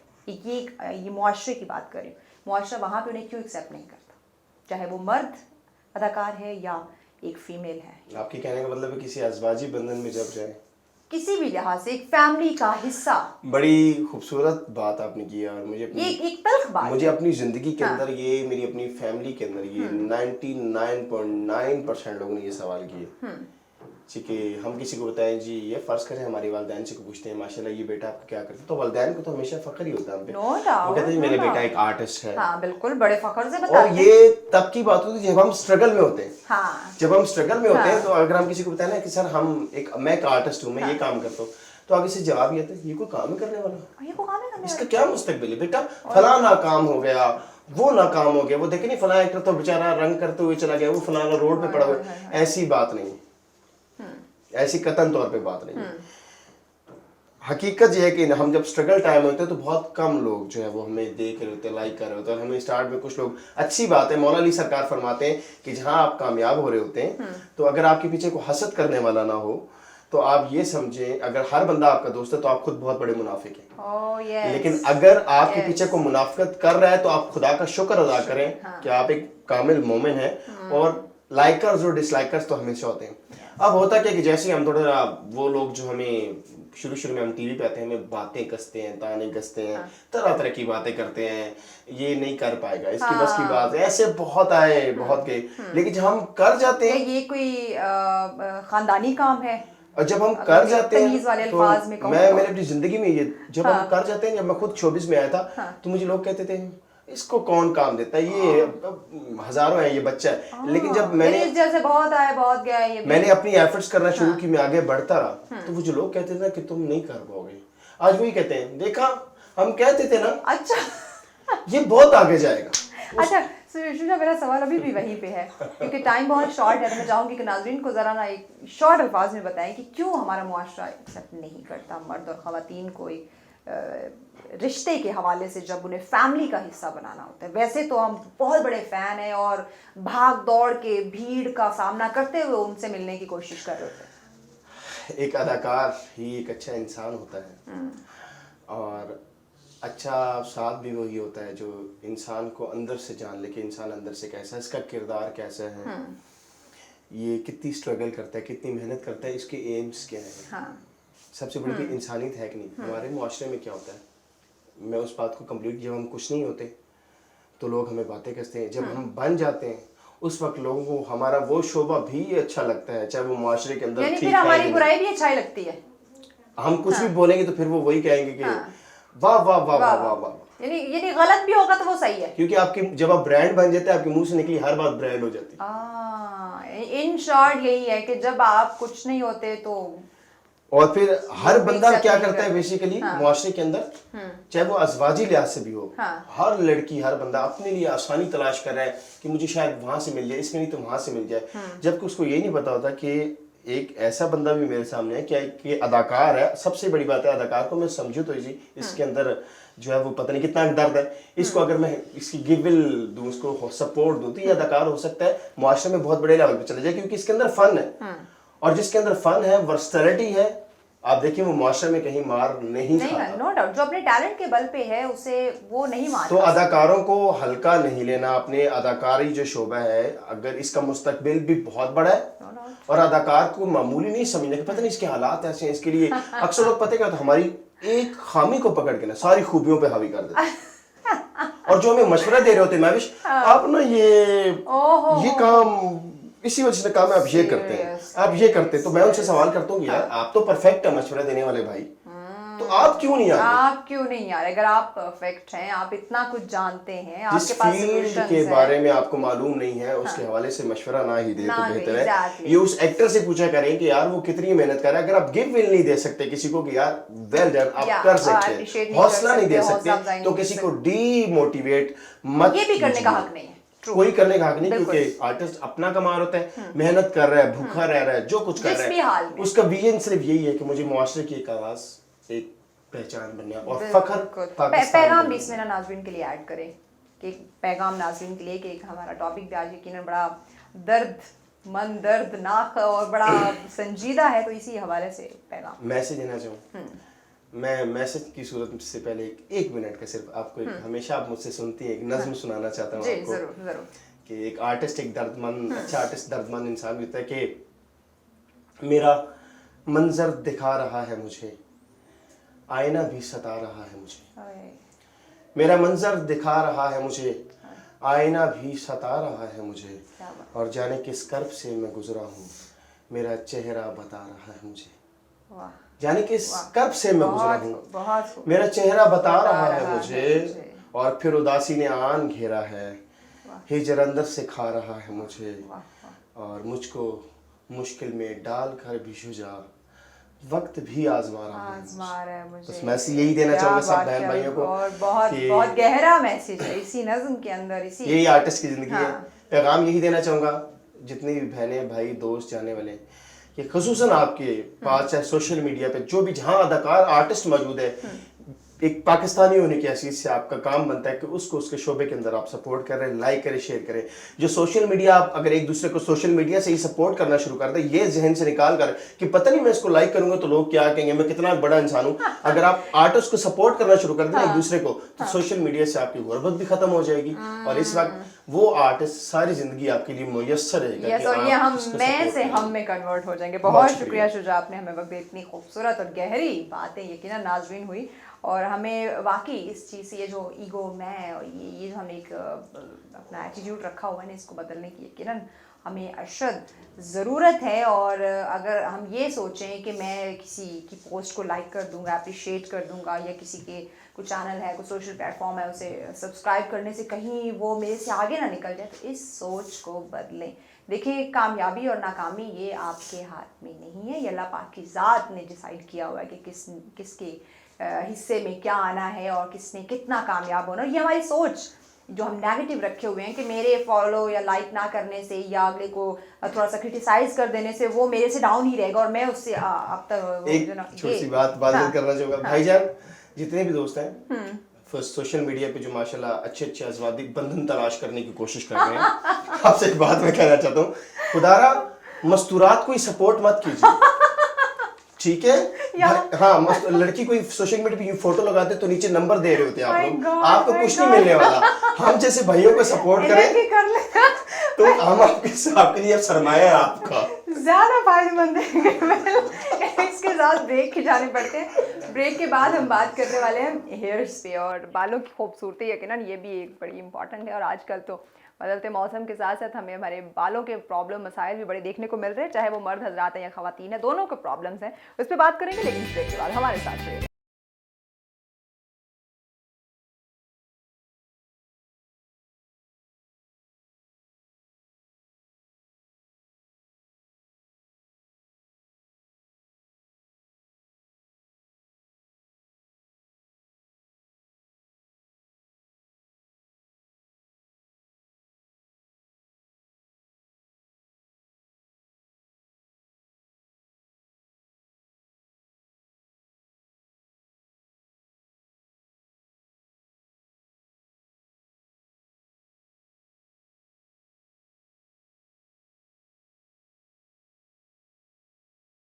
आप देखते हैं सच सवेरा। बहुत ही खूबसूरत हमारे आज के टॉपिक्स, बहुत ही खूबसूरत डिस्कशन हो रही है। हमारे जितने भी मेहमान आ रहे हैं, लेकिन हमें कुछ नया, कुछ डिफरेंट जो है वो जानने का, सीखने का मौका मिल रहा है। ब्रेक पर जाने से पहले आपको बताया था कि हम बात करेंगे जनाब बालों के हवाले से, हेयर्स की हम बात करने वाले हैं। आजकल अगर देखिए मौसम बदल रहा है तो तकरीबन हर मौसम की अगर मैं बात करूँ, हमारे जो ख़वातीन हैं, मर्द हजरात है, उनका एक ही शिकवा शिकायत, हमारे बाल झड़ रहे हैं, बाल कमज़ोर हो रहे हैं। क्यों हो रहे हैं? डिफरेंट ट्रीटमेंट करवाते हैं, डिफरेंट कलर्स उनका होता है। अब जो वो ट्रेंड देखते हैं, जो वो आजकल सोशल मीडिया का बड़ा दौर है, उस पर जब देखते हैं तो उन्हें शौक़ चढ़ जाता है बालों का रंग चेंज करवाने का। अब ये नहीं देखते कि एक टाइम लिमिट होती है, आपने उसके बाद कलर चेंज करवाना है, या फिर उसकी कुछ टेक्निक्स होती हैं, आपके कुछ प्रोडक्ट पे आपने फोकस करना होता है। आपने हर नीम हकीम के पास जाके उसके प्रोडक्ट यूज़ नहीं करने, क्योंकि ये स्किन की जब हम बात करते हैं, हेयर्स की बात करते हैं, तो ये बहुत सेंसिटिव मामला होता है। तो इसी सेंसिटिव मामले पे बात करने के लिए जो इश्यूज़ आ रहे हैं हम सबको, आजकल मुझे भी आ रहे हैं, बड़े बाल झड़ रहे हैं मेरे, आई डोंट नो व्हाई। तो चलो मुझे भी आज जानने का मौका मिल जाएगा कि क्यों ये वजह है, क्यों ये इशू आ रहा है। बालों की सेहत, येस ऑफ कोर्स बालों की सेहत होती है जनाब। जिस तरह हम स्किन की बात करते हैं, स्किन हमारी ग्लो करती है, हेल्दी स्किन होती है, तभी फ्रेश रहते हैं, अच्छी दिखती है। इसी तरह बालों की भी सेहत होती है। हेयर्स जो है वो भी मजबूत, स्ट्रॉन्ग, हेल्दी होता है, तो वो नहीं झड़ता, नहीं टूटता, नहीं गिरता। इसी तरह जब वो उसकी हेल्थ अच्छी होगी, सेहत अच्छी होगी, तो वो खूबसूरत, घने और कहते हैं ना कि सिल्की सिल्की लगेंगे, जो हम जिस तरह के चाहते भी। अगर आपने कलर्स करवाए, ट्रीटमेंट भी करवाया हुआ है, लेकिन वो हेल्दी ट्रीटमेंट है, तो ही बाल हेल्दी रहेगा। तो इसमें इश्यूज़ कहाँ कहाँ आ रहे हैं? जो बाल हमारा हेल्दी नहीं रहता, खूबसूरत नहीं लगता, झड़ना शुरू हो जाता है, या अजीब से वो जले जले बाल जो ना वो लगते हैं। तो इन तमाम चीज़ों के पीछे रीज़न क्या है, यही हम जानेंगे। और ये तमाम चीज़ें बताने के लिए लेकिन एक एक्सपर्ट का होना ज़रूरी है। तो एक्सपर्ट ही बिल्कुल जनाब हमारे साथ मौजूद हैं। आप बेफिक्र हो जाएं। माशाल्लाह से एक अपना अनीसा सिग्नेचर उनका सैलून है जो रन कर रही हैं, हेयर एक्सपर्ट हैं और बहुत खूबसूरत माशाल्लाह मेकअप भी करती हैं। और बालों के हवाले से जब मैं बताऊँ ना, यकीन करें मेरा एक्सपीरियंस अपना ज़ाती इनके साथ हुआ है कि बालों के मामले में मेकअप अभी मैंने इनसे नहीं करवाया। हाँ, देखा हुआ है नो डाउट बहुत खूबसूरत करती हैं, लेकिन चूँकि हम बालों की बात करने वाले हैं, तो बालों के हवाले से, हेयर्स के हवाले से जब हम बात करते हैं, नो डाउट प्रॉपर चीज़ों को देखती हैं, पढ़ती हैं, बताती हैं, गाइड करती हैं, और प्रोडक्ट भी वही यूज़ करती हैं जो उस बाल के लिए, उस हेयर के लिए जो है वो सूटेबल होता है, फ़ायदे वाला होता है, नुकसान नहीं देता है। तो हमारे साथ है जनाब हेयर एक्सपर्ट अनीसा खान। अस्सलाम वालेकुम अनीसा। जी वालेकुम अस्सलाम। कैसी हैं आप? I am good. How Anisa, are you? मैं बिल्कुल ठीक ठाक, बड़ी लाल परी बनी हुई है। अरे भी वेदर जा रहा है, इस वजह से हमने सोचा चलेंगे थोड़ा सा एंजॉय कर लिया जाए। जाते जाते जरा मौसम से फ़ायदा उठा लिया जाए, है ना? जी। ईद कैसी गुजरी? ईद अल्हम्दुलिल्लाह अच्छी जी। सो के तो नहीं गुजारी? अरे नहीं, हाँ ये है कि जब आप बिजी लाइफ में होता है, ऐसा है कि आपको फिर ईद वाले दिन मोस्टली जरा रेस्ट मिल जाता है, छुट्टी मिल जाती है काम से जरा, क्योंकि आपका काम भी बड़ा हेक्टिक है। ये हम हेयर्स की बात करें, ये एक बड़ा लंबा प्रोसीजर होता है। क्यों ना हो। काफ़ी टाइम टेकिंग चीज़, आपको मुसलसल खड़े रहना, फिर बालों पे काम करते रहना, तो उससे अगर जब आपको छुट्टी मिलती है, वो भले ईद का मौका हो, आप तो फिर सोने में, रेस्ट करने में गुजारेंगे। Exactly. वेल अनीसा, ये हम बालों की सेहत की बात करें, सबसे पहले तो हम नुकसानात पे, जो प्रॉब्लम्स हैं उस पर बात कर लेते हैं, फिर हम सोल्यूशन लेंगे कि इसको हम कैसे कवर कर सकते हैं। बाल हमारा डैमेज होना कैसे शुरू होता है, यानी कि कमज़ोर होना, टूटना, इसकी जो बुनियादी वजह है वो क्या है? अच्छा, सबसे पहले तो मैं आपको ये बता दूं कि जी जब हम फैशन को कैरी कर रहे होते हैं हाँ। तो उसके साथ साथ आपको बहुत ज़्यादा ज़रूरी है कि उसको मेंटेन भी करें। तो इस चीज़ की तरफ हम लोग नहीं चाह रहे होते। मोस्टली हमारे पास इस तरह के क्लाइंट्स आते हैं जो कि फैशन तो कैरी कर लेते हैं, एक बार पैसा लगा लिया और उसके बाद ये नहीं सोचते हैं कि हाँ जी इसको मेंटेन आपने कैसे करना है। ऑब्वियसली अब देखें कि आप कोई भी ब्रांड की चीज़ लेते हो तो उसको एक केयर के साथ रखते हो, तो आप कैसे, हाउ इज इट पॉसिबल कि आप केमिकल अप्लाई कर रहे हो अपने हेयर पर, उसके बाद आप कह रहे हो कि उसकी आप केयर नहीं कर रहे। अच्छा, अगर हम इनिशियल स्टेज से स्टार्ट करें कि एक न्यू बॉर्न बेबी है, ठीक है, सबसे पहले तो आप ये देख लें कि मोस्टली आप देखते हो 4-5 साल का बच्चा भी होता है, उसके बाल भी आप देखते हो हेयर फॉल हो रहा होता है और उसका बाल जैसे ग्रोथ नहीं होती और बाय द टाइम हेयर जो है वीक होना शुरू हो जाता है। अच्छा, वहीं से अगर आप केयर स्टार्ट कर लें तो बेस्ट होता है। अच्छा, अब देखना ये होता है कि जी आपका हेयर वीक हो क्यों रहा है, क्या इम्यून सिस्टम आपका स्ट्रांग नहीं है। डाइट का भी इसमें रोल है। एग्जैक्टली, डाइट का बहुत बड़ा रोल है। सबसे पहले आप जब तक इंटरनली स्ट्रांग नहीं होंगे, आप जितनी मर्जी चीज़ें लगा लें तो कोई फ़ायदा नहीं होने वाला उसका। अच्छा, उसके लिए करना ये होता है कि सबसे पहले देखें, जैसे कि आजकल हम बहुत ज़्यादा डेफिशिएंसी है, विटामिन डी की, आयरन की बहुत कमी होती है, मदर्स में कमी होती है बेसिकली। तो लोग ये नहीं देखते बिल्कुल भी कि जब माँ हेल्दी नहीं होगी तो एक बेबी जो आ रहा है तो वो कैसे, हाउ इज इट पॉसिबल कि वो हेल्दी हो सकता है। तो डेफिनेटली उसका सबसे ज़्यादा इफेक्ट सबसे पहले आपकी स्किन और आपके हेयर पे आता है। तो अगर आपकी विटामिन डी की कमी है, आयरन की कमी है, तो सबसे पहले आपका बाल गिरेगा, आपका बाल वीक होगा, ड्राई होगा। अच्छा, कुछ लोगों को ये आइडिया ही नहीं होता है कि बेसिकली हमारे हेयर की फूड क्या है। अच्छा, हमारा हेयर पता कि कैसे, बस हाँ शैम्पू कर दिया, कंडीशनर कर दिया, ओके फाइन, दैट्स इट। अच्छा, अब हम शैम्पू कंडीशनर क्यों रिकमेंड कर रहे होते हैं, आपकी इसी पॉइंट से मैं पॉइंट दूंगी कि हम कंडीशनर क्यों रिकमेंड कर रहे होते हैं। अब जब हम शैम्पू करते हैं तो शैम्पू क्या करता है, आपके हेयर के मॉइस्चर को लेस करता है बेसिकली, इम्प्यूरिटीज़ को क्लीन करता है। अच्छा, अब होता क्या है कि जब मॉइस्चर जैसे ही लेस होता है, आप कंडीशनर देते हो सेमी मॉइस्चर, ताकि आपके हेयर का मॉइस्चर मेंटेन हो जाए। इसी से ही मैं आपको बताऊंगी कि हमारा हेयर जो बेस करता है वो करता है मॉइस्चर पे। अच्छा, हमारा बाल जो है वो मॉइस्चर से बना हुआ है, यानी कि उसकी फूड जो है जिसका नाम है केराटिन। केराटिन बेसिकली हमारे हेयर की फूड है। अगर जैसे आपका जो हेयर है वो ड्राई क्यों हो रहा है, क्योंकि आपके हेयर में से मॉइस्चर लेस हो रहा है। अब जब स्किन आपकी ड्राई होती है, आप जूसीज नहीं लेते हो, वाटर इनटेक नहीं करते हो, फिर उसके साथ साथ आप ये देखते हो कि आप होता है ना, हम प्रोटीन वाली चीज़ें बेसिकली नहीं ले रहे होते, तो उसकी डेफिशिएंसी आपकी बॉडी में हो जाती है, जिसकी वजह से सबसे पहले इफेक्ट आपके हेयर पे आता है। अच्छा, अब लोग कहते हैं कि होता क्या है कि जी हमने तो कोई केमिकल यूज़ नहीं किया, अब हमारा बाल तो वर्जन है, इस पर कुछ हमने अप्लाई नहीं किया, लेकिन हमारा बाल ऐसा क्यों हुआ? उसकी एक रीज़न ही यही है कि देखें, आप सबसे पहले इंटरनली स्ट्रॉन्ग करें, आप अच्छी करें अपनी, जी डाइट अच्छी करें, अपनी जूसीज का ज़्यादा से ज़्यादा इस्तेमाल करें, आयरन बेस्ट होना चाहिए आपकी बॉडी में, तो डेफिनेटली इफेक्ट सबसे पहले आपकी स्किन और आपके हेयर पे आएगा। अब जैसे वेदर आगे चेंज हो रहा है, अब उसमें आप ज़्यादा से ज़्यादा जूसीज और वाटर का तो इंटेक कर सकते हैं ना। आप विंटर में समझ में आता है कि हाँ, आप देखते हो कि विंटर में आपका हेयर फॉल ड्राई बहुत ज़्यादा हो जाता है, स्किन भी, हेयर भी। जी, उसकी एक रीज़न ही यही है कि हम पानी बहुत ज़्यादा पी नहीं रहे होते। जी बिल्कुल, लिक्विड वाली चीज़ें इस्तेमाल नहीं कर रहे होते। तो आप कोशिश करें, अब जैसे आगे वेदर आ रहा है, आपके पास एक अच्छा चांस है, आप ज़्यादा से ज़्यादा पानी का इस्तेमाल करें। अब मैं भी अपनी रूटीन में क्या करती हूँ, मैं हर 30 मिनट्स के बाद मुझे होता है कि नहीं, मुझे क्रेविंग हो रही होती है बेसिकली कि मैंने एक ग्लास पानी पीना ही पीना है। आदत होगी तो ये चीज़ आप एग्जैक्टली।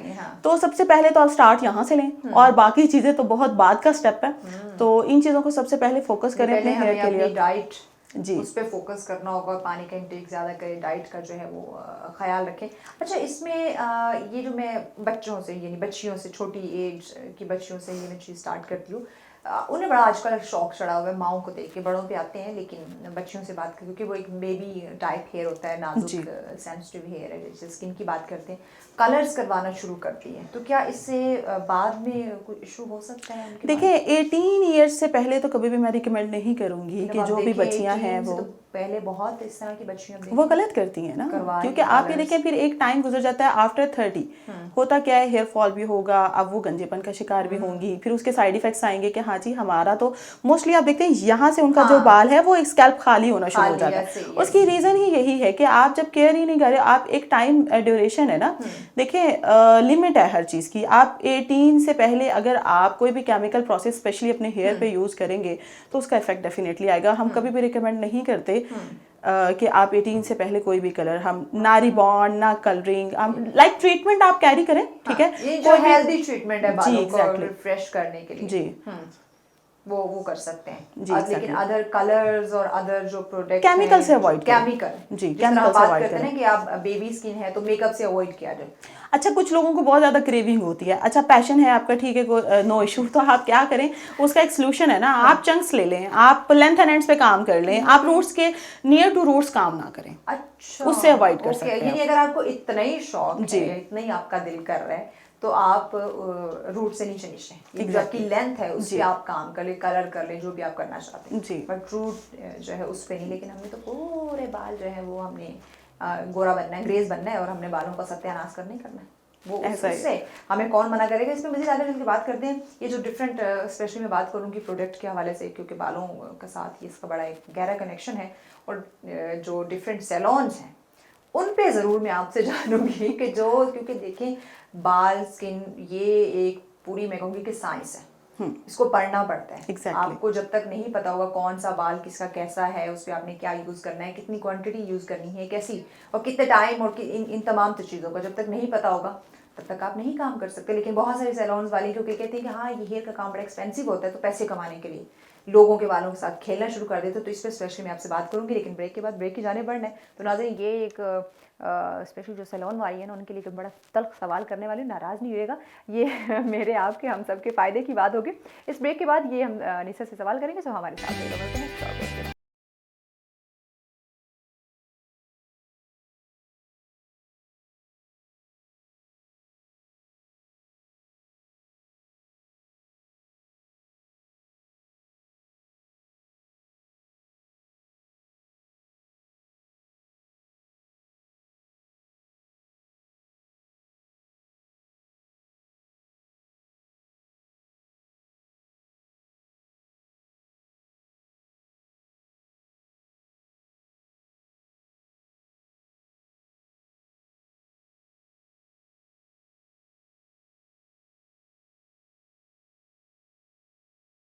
नाज़रीन आप देख रहे हैं सच सवेरा, बात हो रही है डिफरेंट, आपको पता है टॉपिक्स हैं, लेकिन अभी जो हम बात कर रहे हैं आपके हेयर्स पे, आपकी खूबसूरती पे, क्योंकि जैसे हम स्किन का ख्याल रखते हैं, अपने आप को खूबसूरत गोरा चिट्टा और साफ़ सुथरी स्किन हम चाहते हैं, उसी तरह बाल हेयर्स भी आपकी खूबसूरती का एक बड़ा अहम हिस्सा हैं।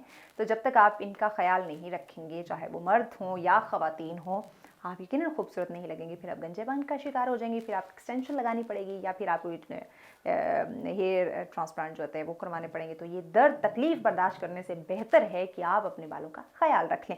अनीसा, ब्रेक पे जाने से पहले वही सवाल जो मैंने कहा था आपसे करूँगी कि हम बालों को पढ़ते नहीं हैं, देखते नहीं हैं, हमें नॉलेज नहीं है, हम कहते हैं तो बड़ा क्या है, यूट्यूब देख लिया, गूगल देख के उस पर वहाँ पे करके या एक दो क्लासें कहीं से जाके लेके तो अपने सैलून में हमने हेयर्स का काम और ये जो डिफरेंट टेक्निक्स हैं हेयर्स के हवाले से, कलर्स, वो हमने अप्लाई करना शुरू कर दिया। क्यों? ये इसमें पैसे बड़े मिलते हैं, इसमें लोग इसको ना एक महंगा काम समझते हैं और मानते हैं, और उस पैसे के चक्रों में जो क्लाइंट्स हैं, जो व्यूअर, जो कस्टमर जो देख रहे हैं हम ये इस चीज़ को, वो इसको एग्री भी करेंगे कि ये बात है, उनके बालों के साथ खेलना शुरू कर देते हैं। अब ये नहीं देखते कि वो तो 4 पैसे ले रहे हैं, लेकिन उस 4 पैसों के बदले में जो उसका सत्यानाश कर रहे हैं, उसकी खूबसूरती को जो ख़राब कर, उसके बालों को जो ख़राब कर रहे हैं, उसकी भरपाई कौन करेगा? और ये क्लाइंट्स की भी गलती है।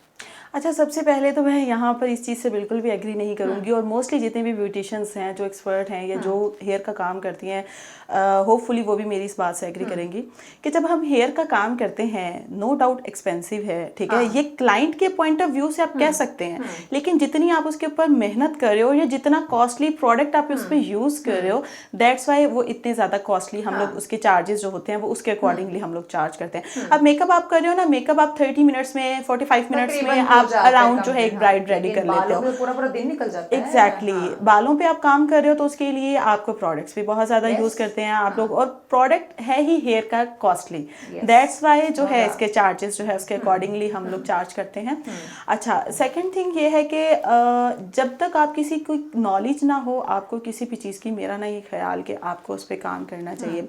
हेयर बेसिकली ऐसा है कि हेयर टोटल एक केमिस्ट्री है। Yes. अच्छा, जब तक आपको इसकी नॉलेज नहीं है, जब तक आप इसको प्रॉपर रीड नहीं कर लेते, अब देखिए मेकअप है ना, आपका कहीं से गलत कोई स्टॉक लग गया, ठीक है, आपका हाँ, ब्लश ऑन गलत, आप कंटोरिंग उसको गलत कर होगी, लेंगे, हाँ। आपने उसको ठीक है बैलेंस कर लिया, कर ठीक है, लिया, आप रिमूव वहाँ, करके भी exact, आप उसको कर दोबारा सकते कर हो। सकते, लेकिन लेकिन हेयर, बाल, हाँ जी, हेयर पे अगर आप काम करते हो तो अगर आप ये सोच रहे हैं कि जी आपने एक बार ये प्रोडक्ट लगा दिया और उसके बाद तबाही हो गई तो आप इसको रिमूव वो नहीं करके हो मैनेज सकता। कर ले, वो नहीं हो सकता। बिल्कुल भी ऐसा बिल्कुल भी पॉसिबल नहीं है। आप अपना प्रोडक्ट का भी वेस्ट कर रहे हैं, और सबसे ज्यादा जो खास बात है, आप क्लाइंट के हेयर के साथ खेल रहे हैं। आप अपना ट्रस्ट ब्रेक कर रहे हैं। एग्जैक्टली बिजनेस तो आप अपना लॉस कर ही रहे हैं, लेकिन जो आप किसी की पर्सनैलिटी तबाह कर रहे हैं, सबसे पहले आप इस इसकी चीज़ को भरपाई फोकस कैसे करें।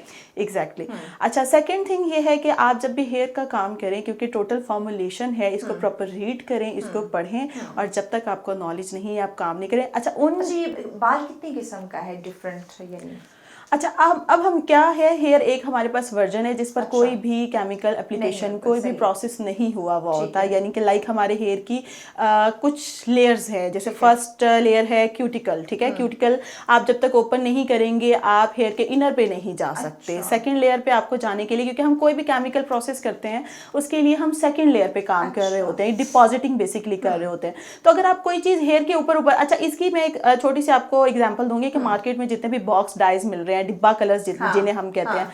लोग घरों में लेते हैं, हाँ, जाते खुद हैं ही और अप्लाई apply, कर खुद ही लेते कर हैं। लेते हैं, जी, हाँ। अच्छा, वो उसका सबसे बड़ा साइड इफेक्ट ही यही है कि वो आपके हेयर की फर्स्ट लेयर के ऊपर काम कर रहा होता है, अच्छा। और वो कोट हो रहा होता है आपके हेयर के ऊपर। Okay. अच्छा, अब जब क्लाइंट इस तरह की एप्लीकेशंस कर लेता है और जब हमारे पास आता है तो हमें ज्यादा प्रॉब्लम होती है उसे रिमूव करने में, ओहो। तो वो डेफिनेटली फिर हम उसके चार्जेस उसी के अकॉर्डिंग लेते जाहिर है हैं, कि और काम बढ़ मोस्टली जाएगा। जी, हाँ। और मोस्टली हेयर ऐसा होता है जिस पर काम किया ही नहीं जा सकता। अच्छा। अच्छा, जैसे वो लोग कर कौन सा लेते हैं, बाल है? अच्छा जैसे लोग ब्लैक हीना यूज कर लेते हैं, हाँ। ठीक है, काला पत्थर लोग घरों में यूज कर ओह, लेते ये तो हैं। किसी जमाने में बड़ा सुना था, काला पत्थर। जी, आप इसे इसके बाद आप सोचें कि आप फैशन कैरी कर लें, इम्पॉसिबल। इम्पॉसिबल। Impossible. तो और इस तरह की बहुत सारी ऐसी चीज़ें हैं, बहुत सारे कुछ कलर्स के मैं ऐसे नाम नहीं लूंगी, हाँ। ठीक है, तो आप कोशिश करें इन चीज़ों से अवॉइड करें। Avoid और करें। होता ही है बेसिकली कि जब आप अपने हेयर के फर्स्ट लेयर के ऊपर कोई भी कोट कर देते हैं तो आपका बाल हेयर डेड हो जाता है, ओह, यानी वो इस ब्रीथ नहीं, चीज़ का ख्याल एक रखना नेचुरल है जरूरी ना, हाँ। देखें हमारा हेयर भी तो ब्रीथ करता है ना। Yes, of अब जब आपका हेयर ब्रीथ नहीं कर पाएगा, आपने कोटिंग कर दी, तो हाउ इज इट पॉसिबल कि आपका हेयर जो है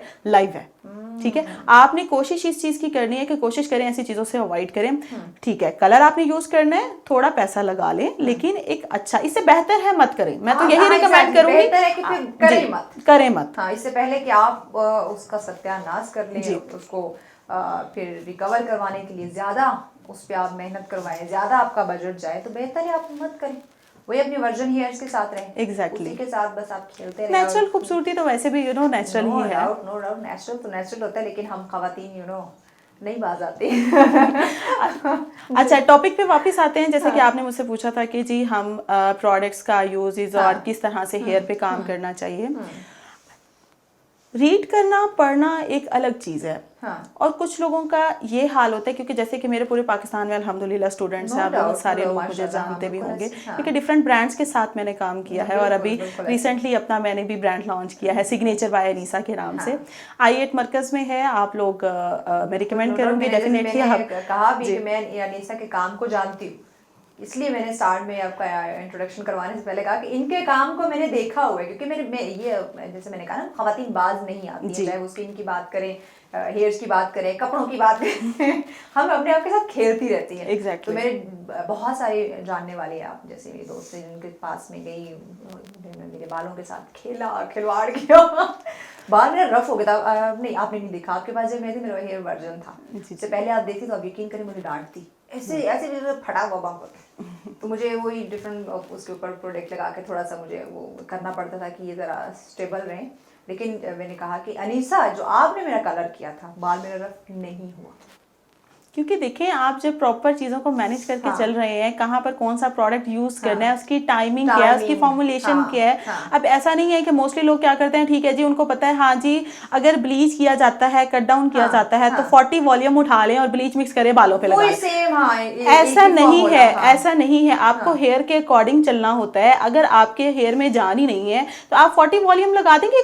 हाई जो है हाइड्रोजन पेरोक्साइड है। 40 वॉल्यूम क्या है? वॉल्यूम क्या है? बेसिकली हाइड्रोजन बेस है, ठीक है, क्योंकि ये केमिस्ट्री है। अब आप इतना हाई लगा देते हैं तो आप मुझे एक बात बताएं कि उसके बाद क्या इफेक्ट आएगा। मैं इसकी एग्जांपल एक आपको, कमजोर हो जाता है ना, टूटता है फिर, क्योंकि हमारा हेयर बॉन्ड्स पे ब्रेक करता है ना। अब एक स्ट्रक्चर, हेयर का जो स्ट्रक्चर है वो हेयर के बॉन्ड्स हैं, एक इलास्टिक टाइप हो जाता है वो बेसिकली आपके हेयर के बॉन्ड्स हैं।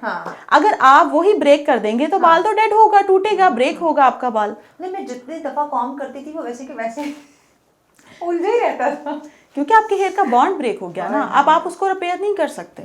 इसलिए मुझे अपने पूरे बाल कटवाने पड़े थे, लाइक बेबी कट। और फिर बाद में आपने मेरा खूबसूरत सा कट किया, कलर किया। खैर आप उस लुक में भी बहुत खूबसूरत लग रही हैं। एंजॉय करना चाहिए लाइफ को, हर हाल में एंजॉय करना चाहिए। एग्जैक्टली। मुझे ये बताया निशा, ये नाज़रीन को स्पेशली मैं कहूँगी, अब हम सोल्यूशन की तरफ आ जाते हैं क्योंकि टाइम भी शॉर्ट है हमारे पास। ये जो अपने बाल डैमेज कर लेती हैं खुद डिफरेंट कलर्स अप्लाई करके। अच्छा एक और चीज़, ये डिस्काउंट का उन्होंने दिया होता है एक चार्ज, डिफरेंट सैलून वालों ने। अब अगर आप डिस्काउंट देती हैं तो यकीनन उसके पीछे एक लॉजिक होगी। एग्जैक्टली। और दूसरा, आपके पास जो भी क्लाइंट आएगा वो सेटिस्फाई होगा। थर्ड, आप जानती हैं चीज़ों को, अगर आप डिस्काउंट दे भी नहीं तो आप किसी के बाल को डैमेज नहीं करेंगे। आप उस डिस्काउंट में रहते हुए आप उनके बालों पे काम करेंगे, उनकी खूबसूरती भी रहे, उनका बाल भी बरकरार रहे और आपका वो जो एक डिस्काउंट, जो एक हर चीज़ का वो भी कायम रहे। तो ये जो बाल डैमेज कर देते हैं लोग, या डिस्काउंट के चक्रों में अपने एक्सपायर प्रोडक्ट निकालने के लिए या ढेर सारे क्लाइंट जमा करने के लिए, उन्हें क्या कहेंगे और किस तरह से वो क्लाइंट या वो मर्द या ख़वातीन जो भी जिनके बाल डैमेज हो चुके हैं वो रिकवर कर सकते हैं, सही कर सकते हैं, इसका तरीका बताते हैं। अच्छा देखिए, हेयर एक ऐसी चीज़ है, नेचुरल है, नेचर के साथ आप नहीं खेल सकते, ठीक है। आप इसको रिकवर किस हद तक कर लेंगे? 10%, 20%, 30%, 100% कभी भी हेयर को रिकवर नहीं किया जा सकता। लास्ट सोल्यूशन है आपको उसे कट करवाना पड़ेगा। तो अवॉइड करें ऐसी चीजों से। हेयर पे कभी भी कोई एक्सपेरिमेंट मत करवाएं आप, यानी कि चंद पैसे बचाने के लिए जी। अच्छा, सबसे बड़ा पॉइंट मैं यहाँ पर जितने भी व्यूअर्स हैं उन्हें बताना चाहूंगी कि होता क्या है बेसिकली, आप ये मत देखा करें कि वो सैलून वाली जो है वो अगर आपसे कुछ पैसे कम चार्ज कर रही है तो नो डाउट काम उसका अच्छा होगा। आप इस चीज पे भी वेरी कर रहा होता है कि आप कौन सा प्रोडक्ट यूज कर रहे हैं, ठीक है। अब जब आप ब्रांड पे काम करते हो, उसकी एक स्ट्रॉन्ग हेल्दी फॉर्मुलेशन पे काम कर रहे हो तो डेफिनेटली वो कॉस्टली है, ठीक है। अच्छा, एक चीज आपको मार्केट से, जी, एक चीज आपको मार्केट से 300 की मिल रही है, एक चीज आपको मार्केट से 1500 की मिल रही है। अब उसमें डिफरेंस तो आ गया ना, तो होगा।